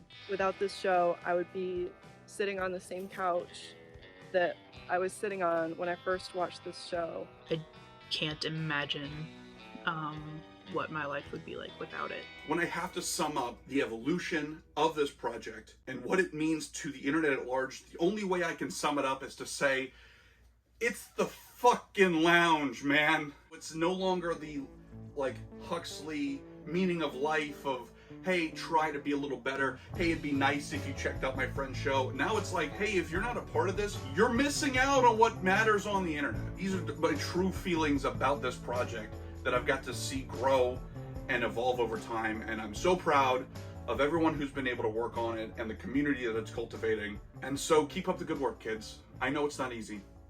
I 100% know it's not easy, but keep up the good work. Tip a Goblin Telethon, you've got the games wizard. Alright, so you are making your way out of the dragon's lair. You have the crystal of amaranth. You are close. The cave is collapsing behind you. The dragon is barreling down on you. And with a mighty leap over the chasm, you make that final jump. The cave wall collapses and you make your way to safety. The world is safe and you have your treasure in hand. Congratulations.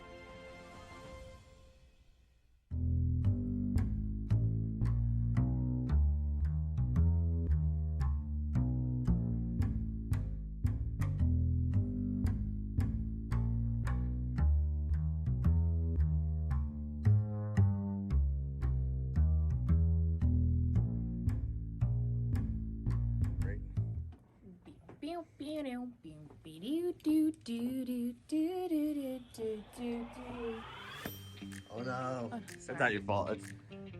I'll lift it up a little higher. I like what you're doing there. Now that I know you're doing that. Dex is in the same place it's always been. Am I out of screen at all? The hat? No, it's fully in frame. Lefty, you're reacting to Kate now. Oh, sorry, Kate. Something. Also, are we all assuming that Dex knocks on a door by ramming his head into it, right? Oh yeah. Okay. Crap, Frog, why do you keep cutting at me? What's your plan? So just walk him through it. Like gonna kind of like it. Okay. Oh, okay. And then are we gonna record us separately? Yeah. Let me adjust your business. You've got too into the men's rights lines and now your shit's not together. I'm always perfect. I'm always perfect. You got me all worked up about men's rights. I know. Is Moxie in here? Hey, is Moxie in here? You know how much of an advocate. I know, you're such an advocate for men's rights. Yeah, it's more aggressive than that. Is Moxie in here? I'll try my best not to show my back. If you put the hood up underneath the hat, it would not matter. If we put this, and that way it hides all the gimmickry inside. Now you can do whatever you want. So I'm running. Yeah. Good running. Unfortunately, you need to do a little less running with your feet and a little bit more running with your knees because you're jiggling the camera. Okay, I got you.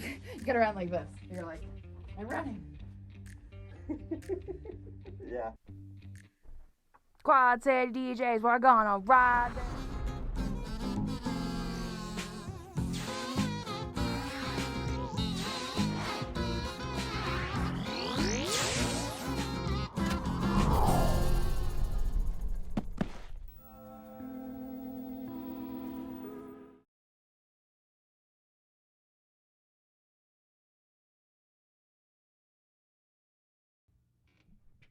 You're back on. That's character is called the Straw Man. He's not the men's rights monster. He's called the Straw Man. Get it? Wink, wink, nudge, nudge. Here, hold on. If I do it, yeah. Yeah. Somebody clip that. Okay. Okay, so I'm gonna Okay. say something. Oh. Based off of what was said in the video. Whoa. This will lead to our questions, I promise. Whoa. Where's the camera at? This camera, this camera, this camera. Tell the people what you got going on. And what I got going on are some thoughts. Is this show? Thanks, Sean Evans. So, Zach said something. I've expressed this to you before, but I want to express it to the crew as whole watching. Oh. I think I know what you're about to say. Zach mentioned that there's really nothing like this on the internet currently, right? We are a unique idea, a unique concept. We're one in a million, within a lifetime. You made I know for me and my personal, this is a personal opinion. This is Kate. I'm not speaking for Kate when I say this, but I know from what I want out of performances, what I want out of. Do you want to sit in my spot? No, I'm good here. No, you're talking. You were doing big talk. Yeah, I got it. So what I want out of performance and things like that is I never wanted to be a part of, when I was a wrestler, I never wanted to be in the WWE. I never wanted to pursue that level Grandpa of Miss fame or Primus, career. put a pin in that. I have something to say about that. So my whole desire was just to do something, create something, make something, be a part of something that would be a permanent part of the industry, whether it's behind the scenes or in front of the camera. I didn't care. I just wanted to do something that's kind of stuck with. Whether or not I got acknowledgement for it or not didn't matter to me. And I think I did that through training, teaching all the people that I taught around the world, and I could see my mark being made in that way. We say as Razorhawk, as there are literally gifs of Razorhawk floating out there that look like Ophidian openings. But that was more important to me than anything else, was leaving that kind of mark behind the scenes on the people that performed in the industry, and not so much the fans watching. I'm not saying ultimately, like, that was the no, it's you cared more about influencing the culture of the behind the scenes. That's where I'm at too. And so when watching what we make here, I think that what we make currently is on the beginning and the cusp of the way content will be consumed in 15, 20 years from now on the internet, and how we're producing a show and everything that we're doing. Not to say what we're doing doesn't exist in some capacity. It exists currently in, like, television, like pre-recording segments and all this stuff, but doing it in this format on this platform, people aren't going to remember this necessarily in 15 to 20 years. But I do hope that our mark is left in that kind of way where people will be like, oh shit, we saw the beginnings of what we see now when we're in, like, 2035 or whatever, when this type of content is a regular thing, that we can kind of look back at this and go, yeah, we did that first. That we're those punk kids that were, at CBGBs or whatever, that were making music that ended up being pop culture eventually. Or, the dudes at the ECW arena when it was still Viking Hall, wrestling for a bunch of people that, performing in a way that eventually would kind of influence how everybody consumes what they make. He's saying I'm the Grandmaster Flash. Yeah. He's saying I'm the Grandmaster Flash of the next internet generation. Of internet content, yes. Mm-hmm. Because this show, like, it does have its roots in television, because we do take our cue from, like, we take a lot of our behind the, like, the way that we treat our show now, the way that we've gotten, the rhythm that we've gotten to it of filming, editing, right? It's like SNL. It's like a one person, obviously figurative, SNL. Of having the shows, the sketches that you watch live, and then there's the things that are related that you watch as, like, filmed video segments. Everyone I work with is going to steal my name. Listen, there's already another Haley Jane, so it is what it is. But what was I saying? You were talking about the us you're mimicking SNL in the way that Oh we yeah, we're mimicking.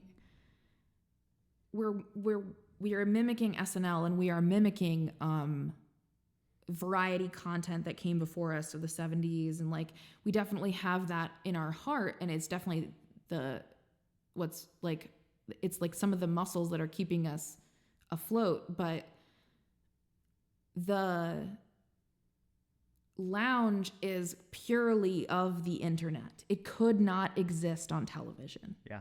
Like it literally could not exist on television. This can only happen because Twitch works as a platform, because there is less than a 30-second to a minute delay between me speaking and you seeing the video of me speak, which is a privilege that was only given to people who could afford to produce live television shows up until recently. Exactly. We definitely, I mean, I'm hoping that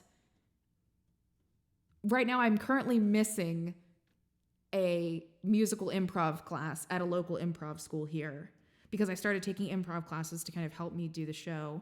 And also because I would like to poach some comedic talent because I would like to have other people to work with in my area. I'm hoping to find some. The woman who runs the majority of the troops is the person who runs the majority of the troops is a woman, so I feel like I'm going to be able to find some good ones. But I don't necessarily want it to just be me forever. I would like to be able to bring in other talent in a more regular way. Which I guess leads us to our first question. Yeah. That's why I said this is kind of pushing us into that direction. And that first question, the first question comes to us from Grumpimus Primamus. And Grumpimus Primamus said, which is a great example. It's a name that probably could not have ever been given to him if we weren't live. And I just said that live. Said it wrong, and now it's his name. Yeah. Now it's your name.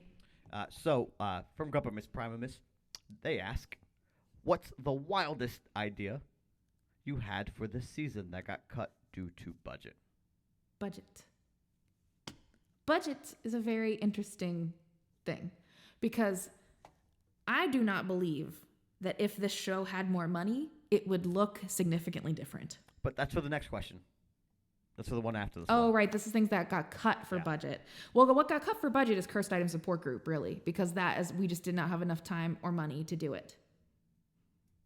By not enough time and not enough money, I mean there was not enough time to do that also. There are other things like 𝚗𝚕𝚒𝚘𝚗𝚕. Oh, yeah. We cut that. Constantly joked about, and we never got the chance to do. Again, the budget being time, because it's not necessarily because we couldn't afford some kind of prop or something. Yeah, it was hard to do. Essentially, 𝚗𝚕𝚒𝚘𝚗𝚕, which is a type of self-defense, but being taught by goblins for goblins, which would have been, more comedy. But really, it would just be that instead of me having to do all this shit by myself, I would have a marketing staff, and I would have. That's the next question. Sorry. What got cut due to budget? The wildest idea for this season? Yeah, I guess it's 𝚗𝚒𝚒𝚗𝚗𝚗. There were some action scenes that ended up getting cut. Oh man, one of my favorite, which we would have loved. So this is never going to be revisited, and I say that because the story has passed. Mm-hmm. But we originally were going to do a sequence where when Dex was revealed out of the box, he was going to talk about, he wouldn't talk about. We would go into his brain. No, it was actually going to be. It started as this. Like it was basically like you saw. What would happen? It was going to be you were going to see a fight between Moxie and I, a physical fist fight between Moxie and I, and then Moxie rips open the box that Dex is in to find him. Yeah, but it wouldn't be a fist fight it would have been because we're inside of Dex's head. So like zoom in on my eyes, zoom in on her eyes, punch to the camera, like very goofy. That kind of stuff. But it didn't happen, unfortunately. We had instead the folk horror moment of you seeing me do the Hearth and Harvest opening with me decorating this pretty little package, and then you find out that there's a boy in there. Oh no, my boy, he's been boxed. Someone boxed my boy. That's how the audience was thinking to themselves. They were like, oh no, someone boxed our boy. Yeah, Who could have done such a thing? And Moxie was like, Kate gift wrapped you? But yeah, basically because Dex, in his mind, he believed that I was a clone, which is why it's funny that Tommy Tosno said that, because there was originally a storyline where Dex had this belief, this happened where you see this fight scene between me and Moxie, and then Moxie rips open the box and Dex comes out and he's like, oh my gosh, Moxie, thank God you saved me. And they have their conversation, and throughout their conversation, it's revealed that it was just him. It was a fantasy. She just found him in the box. Like, she just opened the box, and she didn't know what was happening necessarily. Yeah.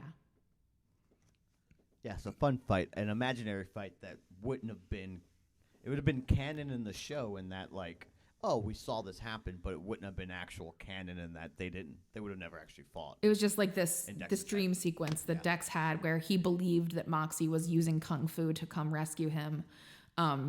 But what actually happened was that she just found the box. Yeah.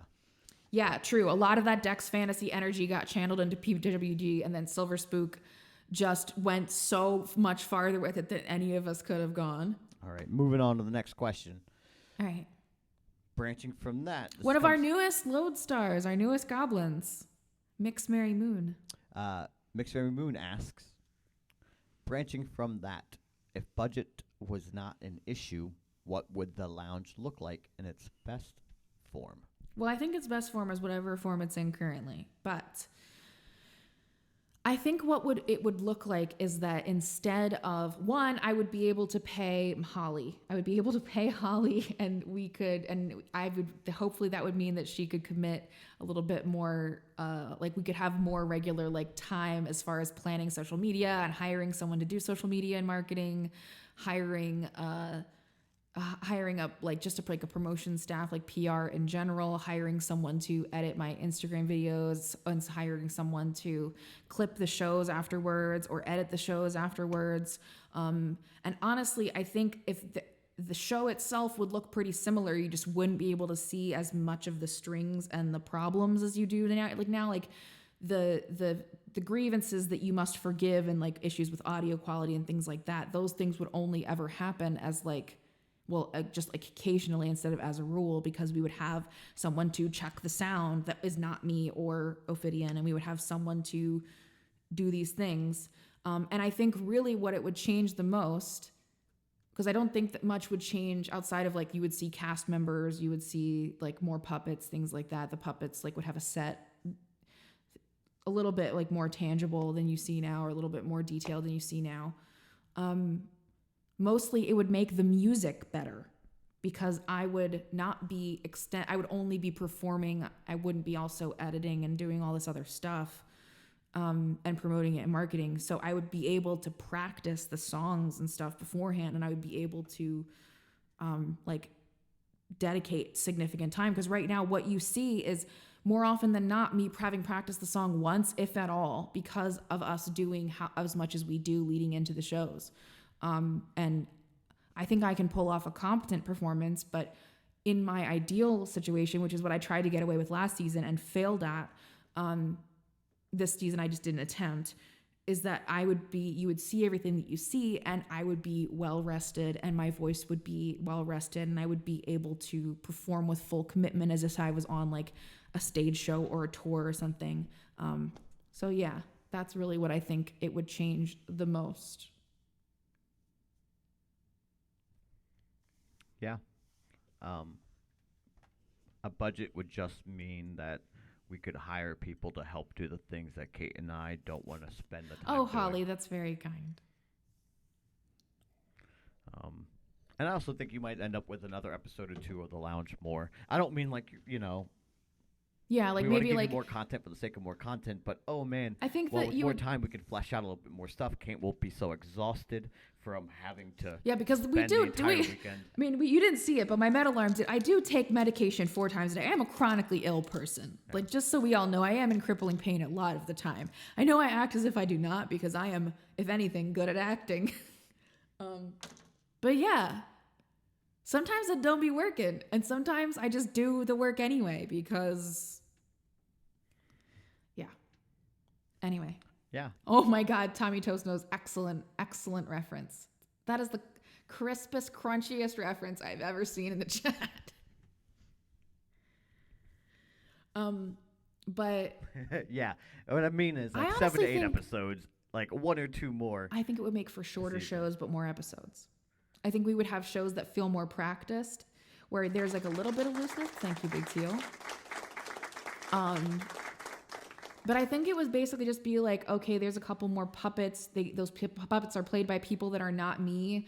We would be able to have more content because we wouldn't be just covering up for the fact that we fucked up the content we filmed because we're only 2 people and we don't have a script supervisor. So like there's a blooper clip or whatever later that you'll anyway. It's just us being able to reference back and forth. Yeah. So given time, I think that we just go right into the next video break and we can talk about what's left for the songs. Okay. All right. We're going to hit you with some more juice. I did put the category as just chatting today, so that way the people would know what was going on. Is that why our numbers keep fluctuating so much? We're getting all the the just chatting Yeah. people. Yeah, because our numbers are fluctuating more than they normally do. Like Yeah. the viewership. That makes sense. All right. I'm hitting you with that juice. Juice.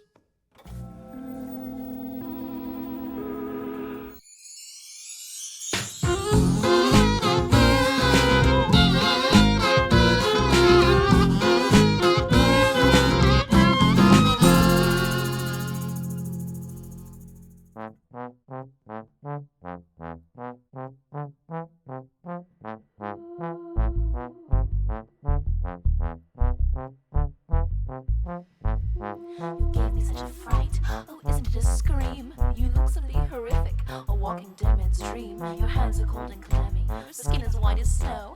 Actually, when I look at you, look like you see a ghost. You're absolutely perfect, can't wait for your surprise. Just ring the doorbell, darling, don't forget to close your eyes. If you're really lucky, you might get trapped inside. Because as far as I have heard, no one has survived. Do they say Quad City DJs in this Space Jam song? Trying to get something like this. I'll show you in a second. Because they say Quad City DJs in all their other songs. All right, do your thing, shorty. Do your thing, shorty. They're like, Quad City DJs, we're gonna ride this train. But they're not like, Quad City DJs and we're gonna do the Space Jam. I bet there's a version of it where they do. Yeah, because Dexter's not a fucking person, bro.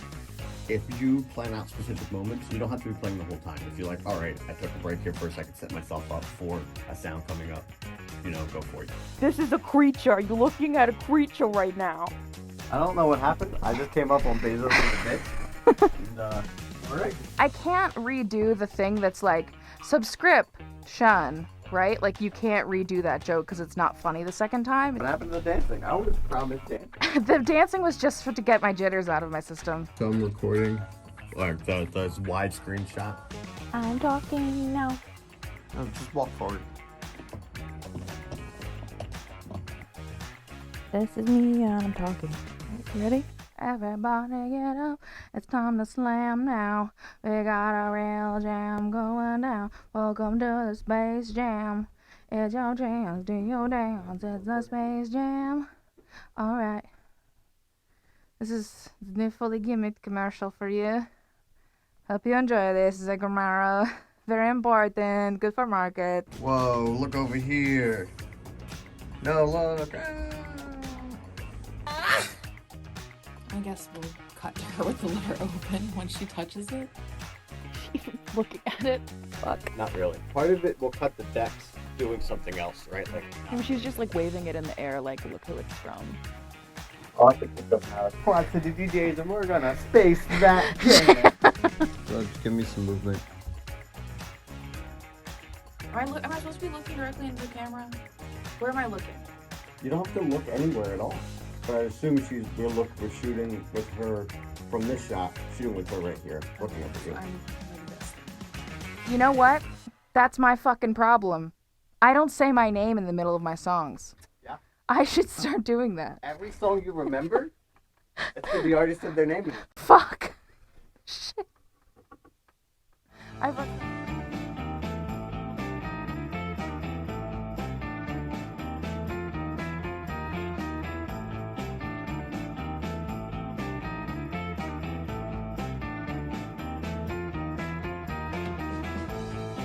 This is it.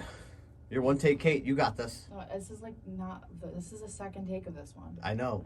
That's why you got this one. You're usually one take, Kate. You can't go so far back. Just quit going that far back. You go. You're really pushing all the way back.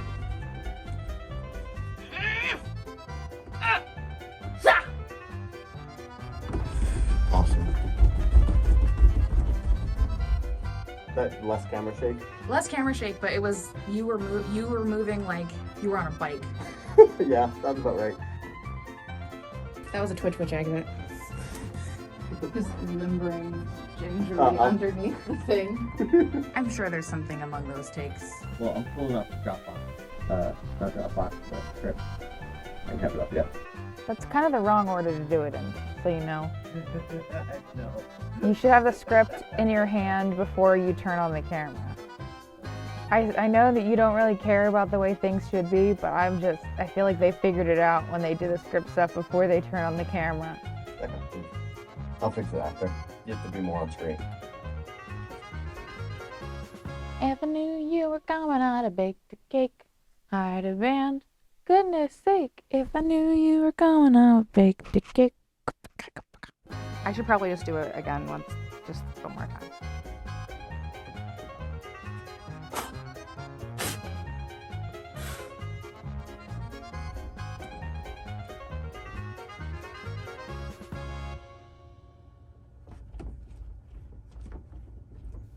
There's something in there that's usable. Absolutely.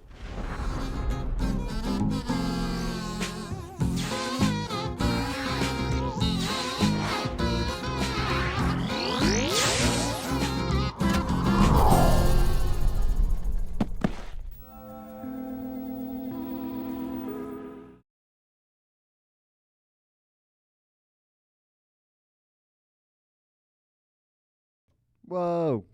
You Whoa. guys.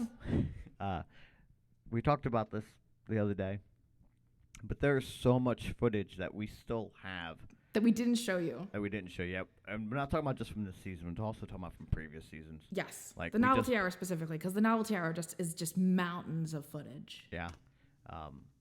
And we showed you a lot of cut stuff from that, last season, and we obviously chose the best of the best, but we talked about this last night, where we didn't really put any of the bloopers or outtakes from the ritual video.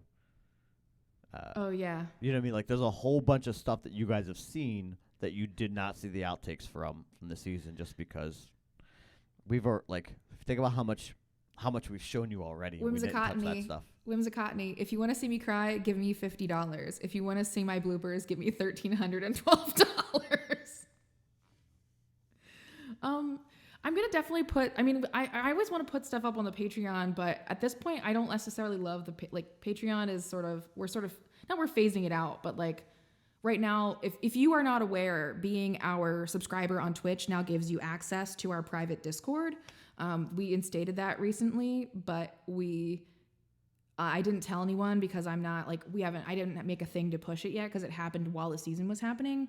But now if you subscribe on Twitch, you become a part of our private Discord. You can also get it through Patreon, but with the way that Patreon is changing and the way things are altered, and now a lot of people are shifting over to Ko-fi. I know that a lot of people don't check the Patreon. I think over the selling point for the Patreon was Discord for us. Yeah. And we can do that without using Patreon. Yeah. Yes. There are other ways for us to do that. There are other ways to connect for, oh my God, I'm coming for Discovery Plus's throat. Can we talk about how much Discovery Plus should just give me a bag of money? This is no weirder than anything on that platform. This is nowhere near as weird as Sister Wives. Or Conjuring Kesha. Or Ghost Brothers, or Psychic Kids, or any of the other fucking batshit insane Conjuring Kesha, where they censor saying shit, but they don't censor pussy. Yeah. Anyway, I just would like a big sack of cash with a big $sign on it. Thank you very much. Hashtag pay the clown. But before we get deep into that, we should drop one more song on them because we've went a while without playing a song. That's true. I'm gonna play one more song, and this is a song that has been requested to be recorded for so long. So long. It was on my YouTube, and then I thought it was too mean, and I took it off my YouTube, and then I put it back up on my YouTube recently, and I keep getting comments on it all the time, people saying, please record this, please record this. It's one of the only YouTube videos of my music, original music, that still gets commented on. So, you tell me whether or not I should record it.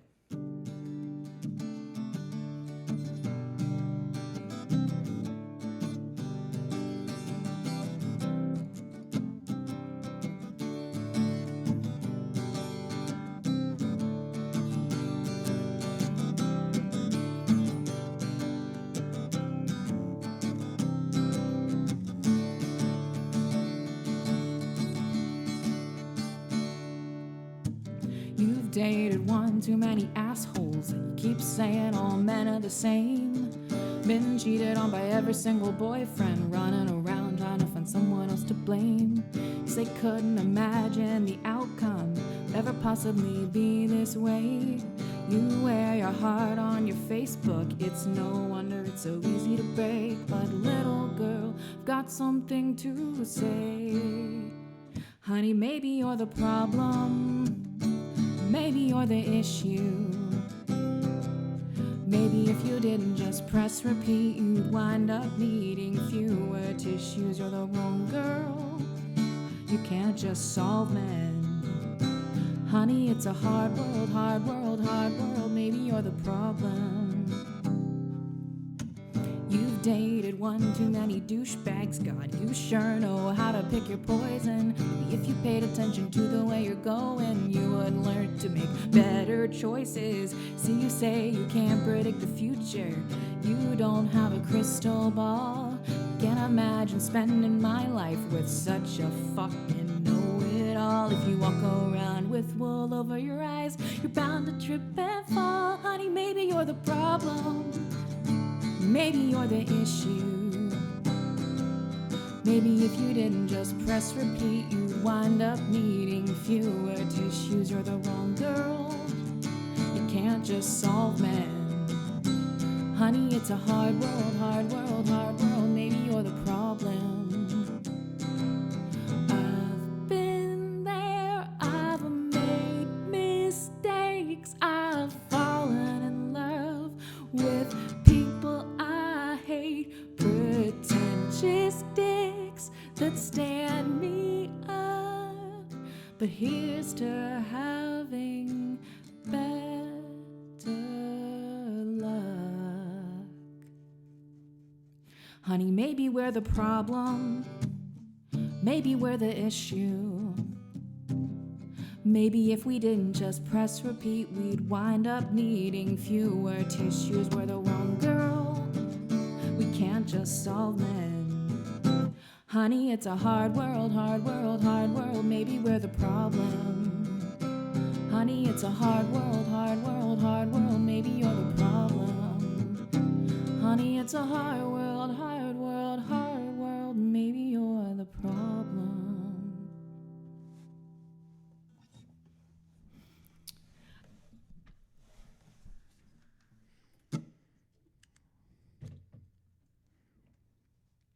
Repeat button. There we go. Recorded this very instant. What? Okay.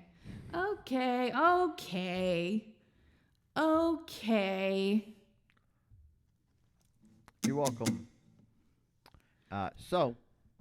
All right. Here we go. Quick thing I want to say, because I said I would say it later, and I actually did remember this. Oh, the thing you said pin. I said to pin for later, Grumpimus Primamus. Grumpimus Primamus. Grumpimus Primamus. First of all, I do, yes, standing ovation for Maybe You're the Problem. Maybe we're the problem. Thank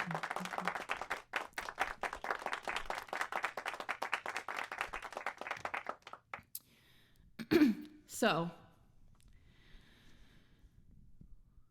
Miss Congeniality, another one of my all-time favorite movies of all time. Another movie produced by Mark Platt, the producer of Josie and the Pussycats, the producer of Legally Blonde. Again, a lot of my favorite movies in the year 2000, 2001, Miss Congeniality. So we were talking about how the structure of the seasons was going to do moving forward, because we are obviously not going to do this giant, insane thing more than once a year.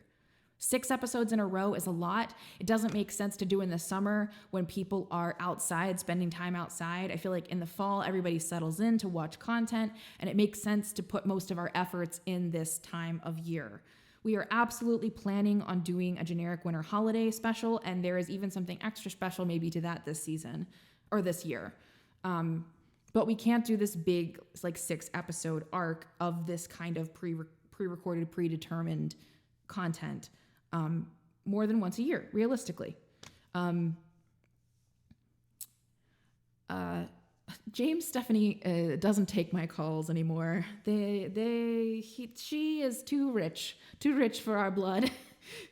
We are no longer on their radar. Yeah, no beef. No beef. It's just we are truly ants, and they are truly a multi-million-dollar corporation, business, internet mega situation. We are nothing. So no beef, no shame on us, no any like that's there's nothing critical about any type of that statement. But we were talking about I think just reminding everybody that we are the potatoes that we are so small. Just remember how small our potatoes are. What was I talking about? April 25th, the perfect date. It's not too hot and it's not too cold. All you need is a light jacket. We want to do some kind of spring mini season micro series, maybe just 3 episodes in a row. And I was talking about inducting the Miss Congeniality movie as like our April myth. Given that Dom Toretto is our winter mythology, I was thinking that Miss Congeniality would be our spring mythology, because April 25th is a Tuesday this year, and it's a Tuesday, and I figure what a great time to bring in to have a festival of the perfect date. It also helps that, like, as I did participate in a pageant before, my sister and I brought I have a story about Miss Congeniality and my experience with pageants. But Shane, I love that you want James Stephanie to come back, but I really just do not get your hopes up. Just truly, I love that you want it, but it hurts that you keep asking for it, because I'm not going to be able to deliver. It's like when people were asking for more puppets and I couldn't figure out how to do it. It's just I love you so much. It's just not going to happen. I'm sorry. We are moving forward with the generic winter holiday mythology. There's so much on the horizon for this that we have already started talking about for GWH this year. It is truly. We started talking about it like 2 weeks ago too, even though the show is not until December. Yeah. I was messaging Jeff in the summer, like, hey, are you willing to do generic winter holiday this year? Because it's going to be wild. Here is your first question. My first question. Mr. Shane, what is your singular standout moment of the lounge resurrection? I have to say, when y'all saw the ritual, it was fucking awesome to watch you all collectively freak out and the storytelling be effective. It was very validating for me as an artist. Oh, that is from Shane as well. That's a question from Shane. Yeah.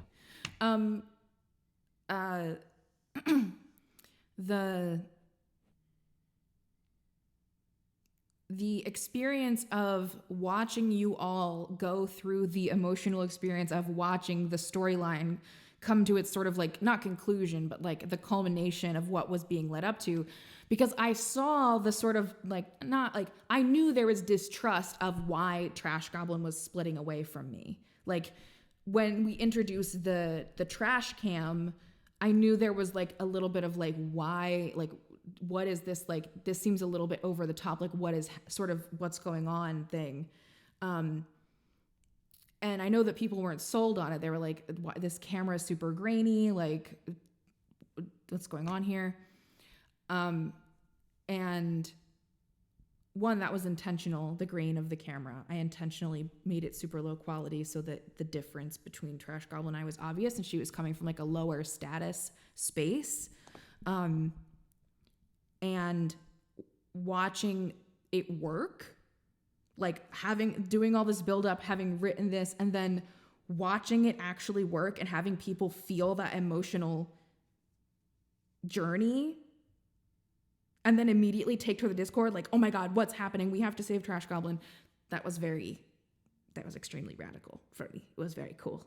I felt very validated as a storyteller and like in my commitment to doing this giant, insane thing because it worked. Yeah, it did work. What was your standout moment? My standout moment is a very different, and that is the kazoo showing up during the actual live show. Watching kazoo, oops, the wrong way. Kazoo float on by. Hold on a second. Oh, are you gonna... Kazoo, why don't you tell us about the mortal? Yeah.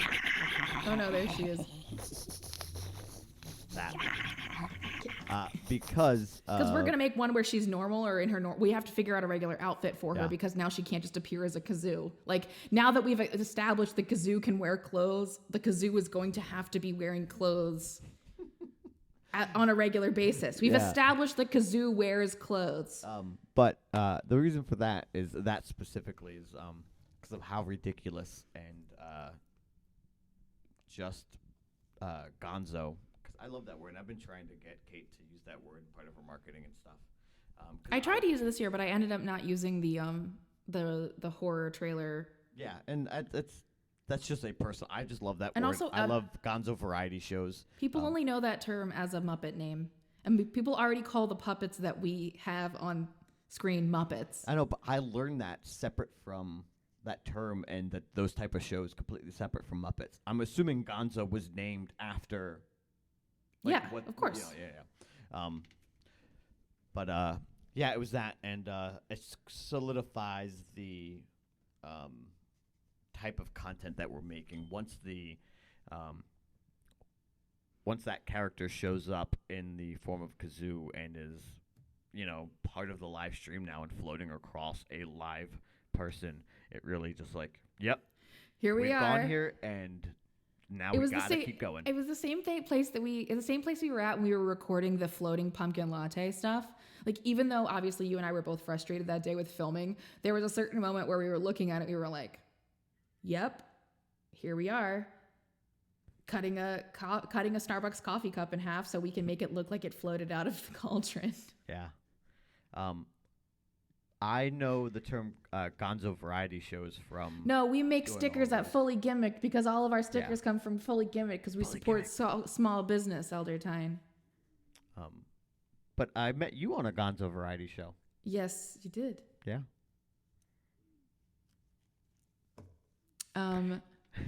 What was your singular standout moment from the show? Not your favorite part, but the moment where you were just like, it do that? It do that? So, while you guys answer that, I'm going to ask Kate the next question. The next question. This comes to us from Henry Higgins. Henry Higgins. I don't think Henry is here Henry, right now. no, because it's like fucking 2 a.m. over there. Yeah. But this comes to us from Henry Higgins. He'll watch it tomorrow. Hello in the future, Henry Higgins. Henry asks, if you could go back to the finale of the very first season of The Lounge, how would you describe the current season and the show's growth as a performance to post-show Kate from yesteryear? The first thing I would say is we learn how to take breaks. Because at the end of the first season of The Lounge was like 35 weeks straight of regular weekly live streaming. And at the end of that, I was just completely worn out. I was so burnt out. I wanted to make something I didn't want to just keep playing music on screen. It didn't feel complete to me. I knew what was available with the technology, and I knew what we were capable of in our apartment, and I was just like, I know I can do better than this. I was at a point where I was like, I don't like what I'm making because I know I can make something more engaging than this. I know that I am better than what I'm putting out right now. And it was hard to formulate because how do I explain to me from the past that this is what it is? Like, I didn't even have a stream deck at that point. Like, there are so many, Chaka's here.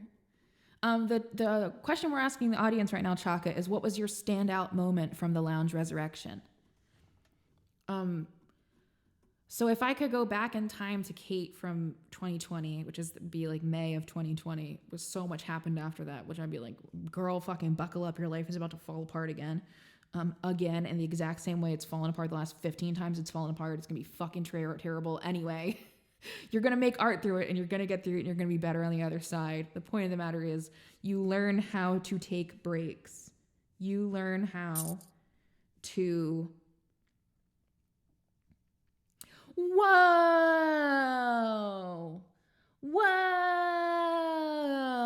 Grumpimus shit. Primus. Hold on. I'll give you something that's appropriate for that. Oh, You yeah. ready? Wah, wah, wah. Wah, wah, wah. Wah, wah, wah.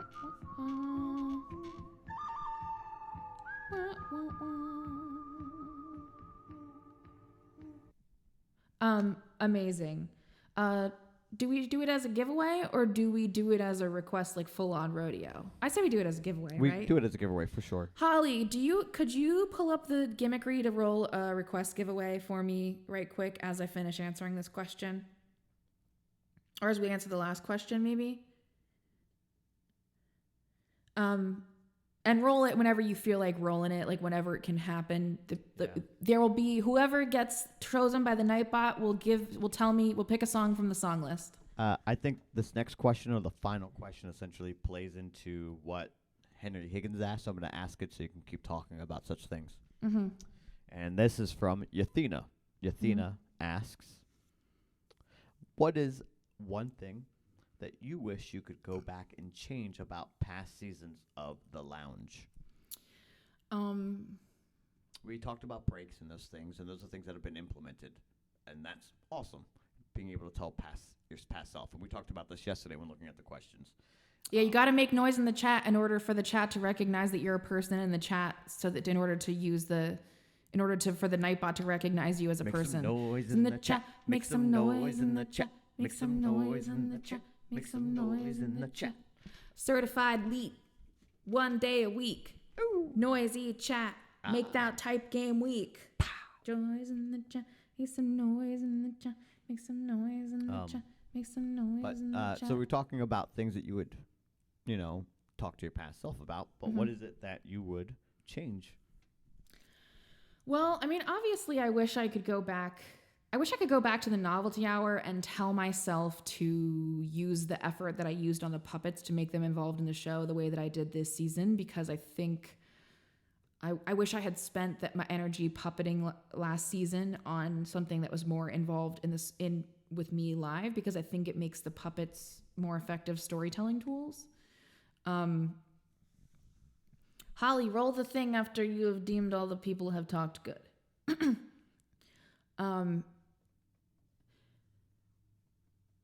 I don't know that I would change anything really besides that, because I can't go back and judge myself for not growing to the point that I am now, because I am where I am now because I was that person.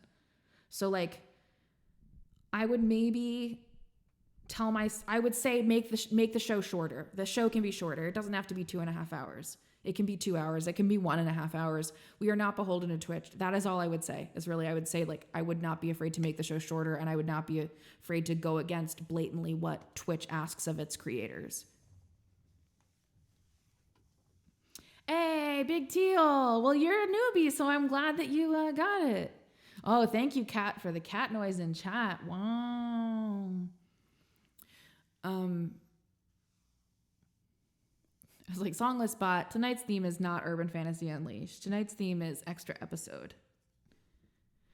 But yeah, trying to not be afraid to keep the show shorter. I was afraid to do that for a long time because Twitch does populate you more in the algorithm at the 2-hour mark. Like they want streams to be 2 to 4 hours ideally. But we are not using the Twitch algorithm in what we make, because what we make is, though it uses all the tools of Twitch, and one of the things Holly and I are talking about is Twitch has introduced a lot of new tools, and we want to do more research into those and how we can use them as storytelling devices. Because for me, it is not just about what the technology can do. It is about how do I use that technology to make you feel like you're more a part of the story, or to make you feel like you are at the same place as these other people that are in the place that isn't a place with you. Oh, you know something that got cut that for this season that we didn't do? I just thought about it now that I'm disappointed we didn't do. Okay.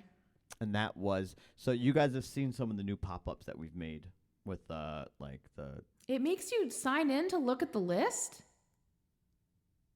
That's weird. That's weird. You shouldn't have to sign in. You should just be able to look at the list. You just have to pick something on Unless the list. something's changed that you're unaware of.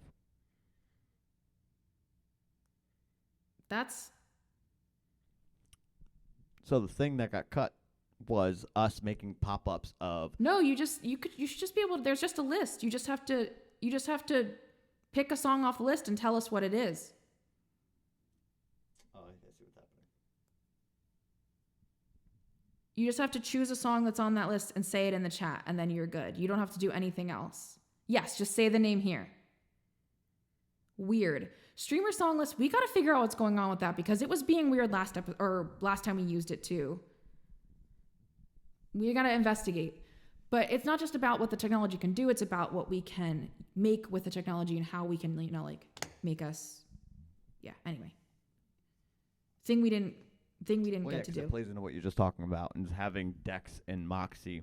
And this is before they got more involved into the show. This was an original idea before we moved into the direction we did. Like, I would say original as in like a first draft idea, where we'd have Mox and Dex come across the the screen, part of the show yeah. by walking across the screen, or pulling like the make some noise in the chat thing behind them, or Dex pushes, the please don't forget the, don't skip the tip, all that kind of stuff. And utilizing them more in that way.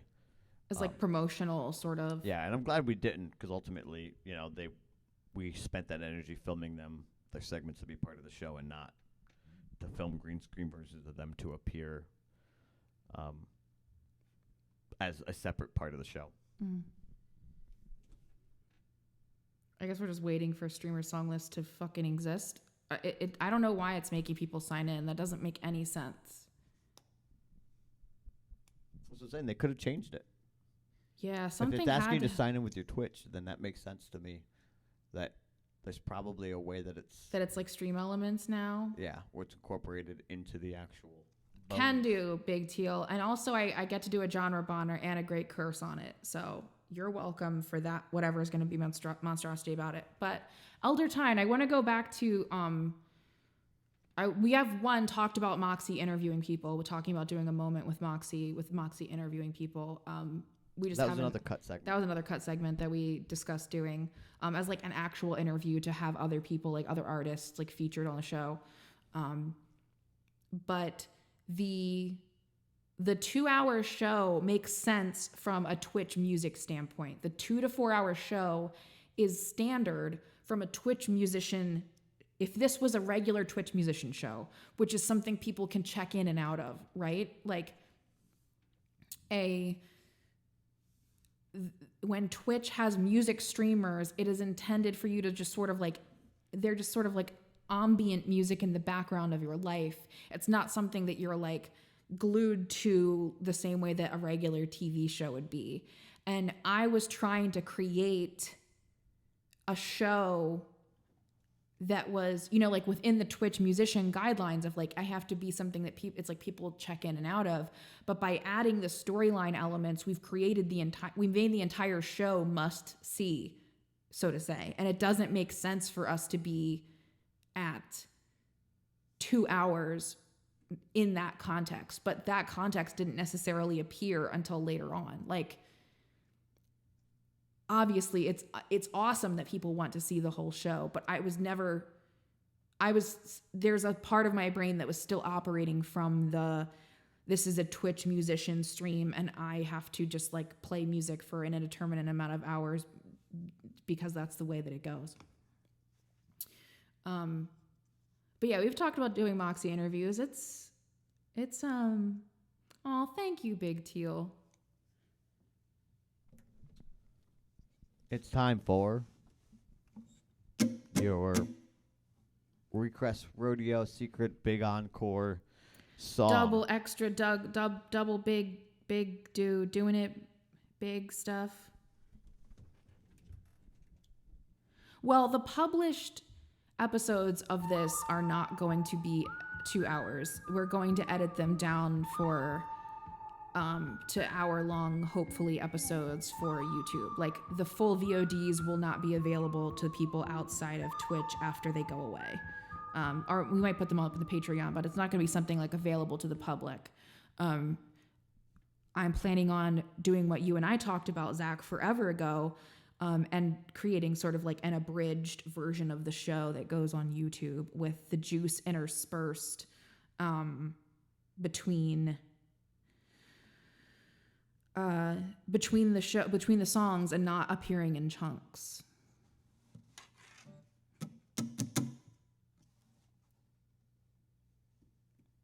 Yeah, every episode will be 69 minutes.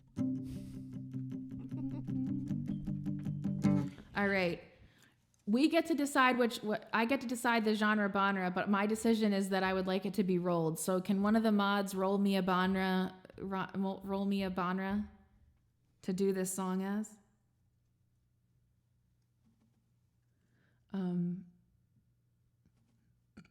69-minute episodes would be great. I hope maybe I'll try and do that. Fantasy Folk. Oh, we did that one last time. Can you roll it again? Hopefully it doesn't do pop punk or Riot Girl, because that would probably sound the same. No, I don't have any more drink.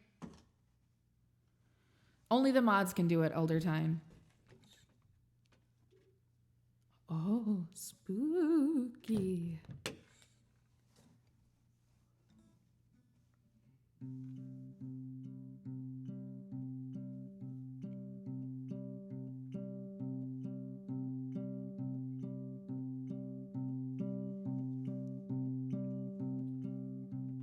Hey, don't write yourself off yet.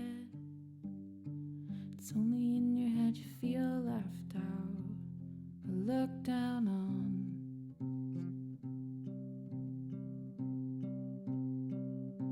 Just try your best, everything you can.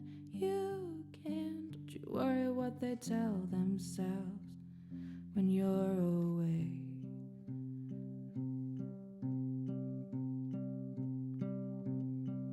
Just name now, little girl, you're in the middle of the rock.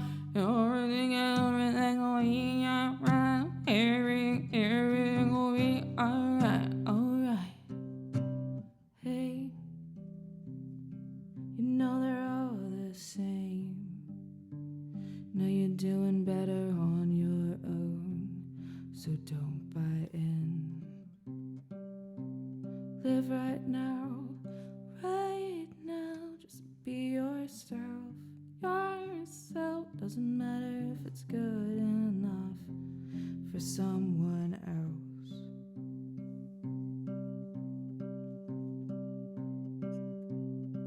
And you're getting out, you're in the middle of the ride. Everything will be alright. Everything will be alright, alright.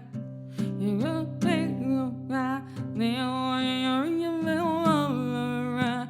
Everything will be alright. Everything will be alright, alright. Hey, don't write yourself off yet. It's only in your head you feel left out or looked down on. Just do your best, everything you can. Don't you worry what the bitter hurts. I gotta say.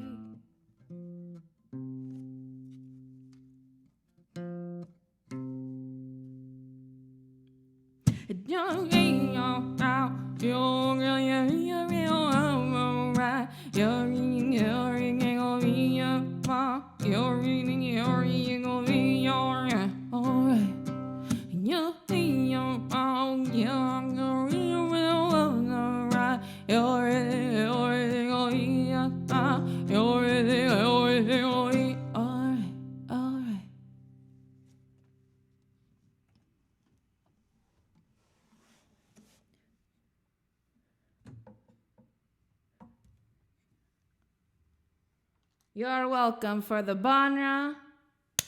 Oh, thank you, Dizzy. Yes, that deserves a standing ovation. That is specifically an exaggeration of poor, I think his name is Ryan Charles. Is that the name of it? He was on Great American Song Propaganda. Goofing.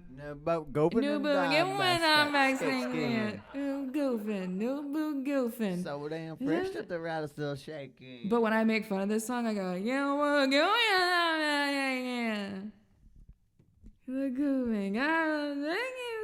It reminds me of actually really the Chacarone guy. Chacarone. Oh, yeah. Chacarone. I haven't thought about him in a long time. I should cover that song. I always think of You the Man Now. I should cover that song. That's all I can think about when I hear that. You the Man Now, dog. Chacarone. I could totally cover that.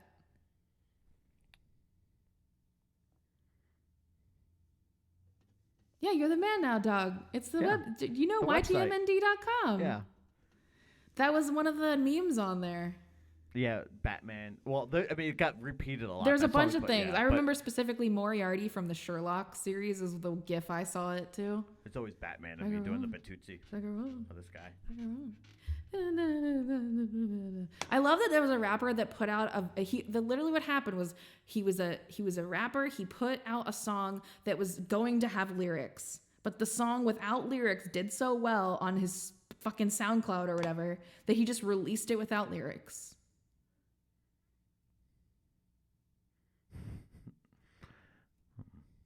Well, I think that's the end of the night. Yeah, I think with that joke, Elder Tyne, now you got to pack it in. With that first, when someone's making peanut butter jelly time references that the millennials have to go to bed. Yeah. Mm-hmm. It's like, it's time for the millennials to eat some food and go to bed. So. I hope you enjoyed the season. This is the last time we're going to see you for a long time. We won't see you until the winter.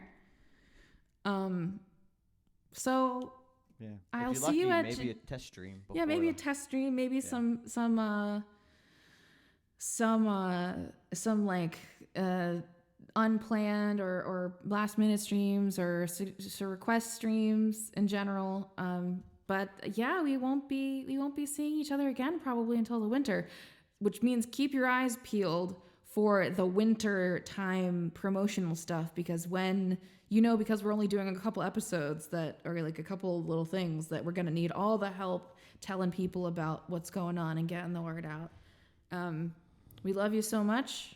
We're so glad you're here. Thank you for providing us with the place that isn't a place. We hope you like the things we have provided for you in this place that isn't a place. Yeah. Cubiando. Deuces. Bye. Come in.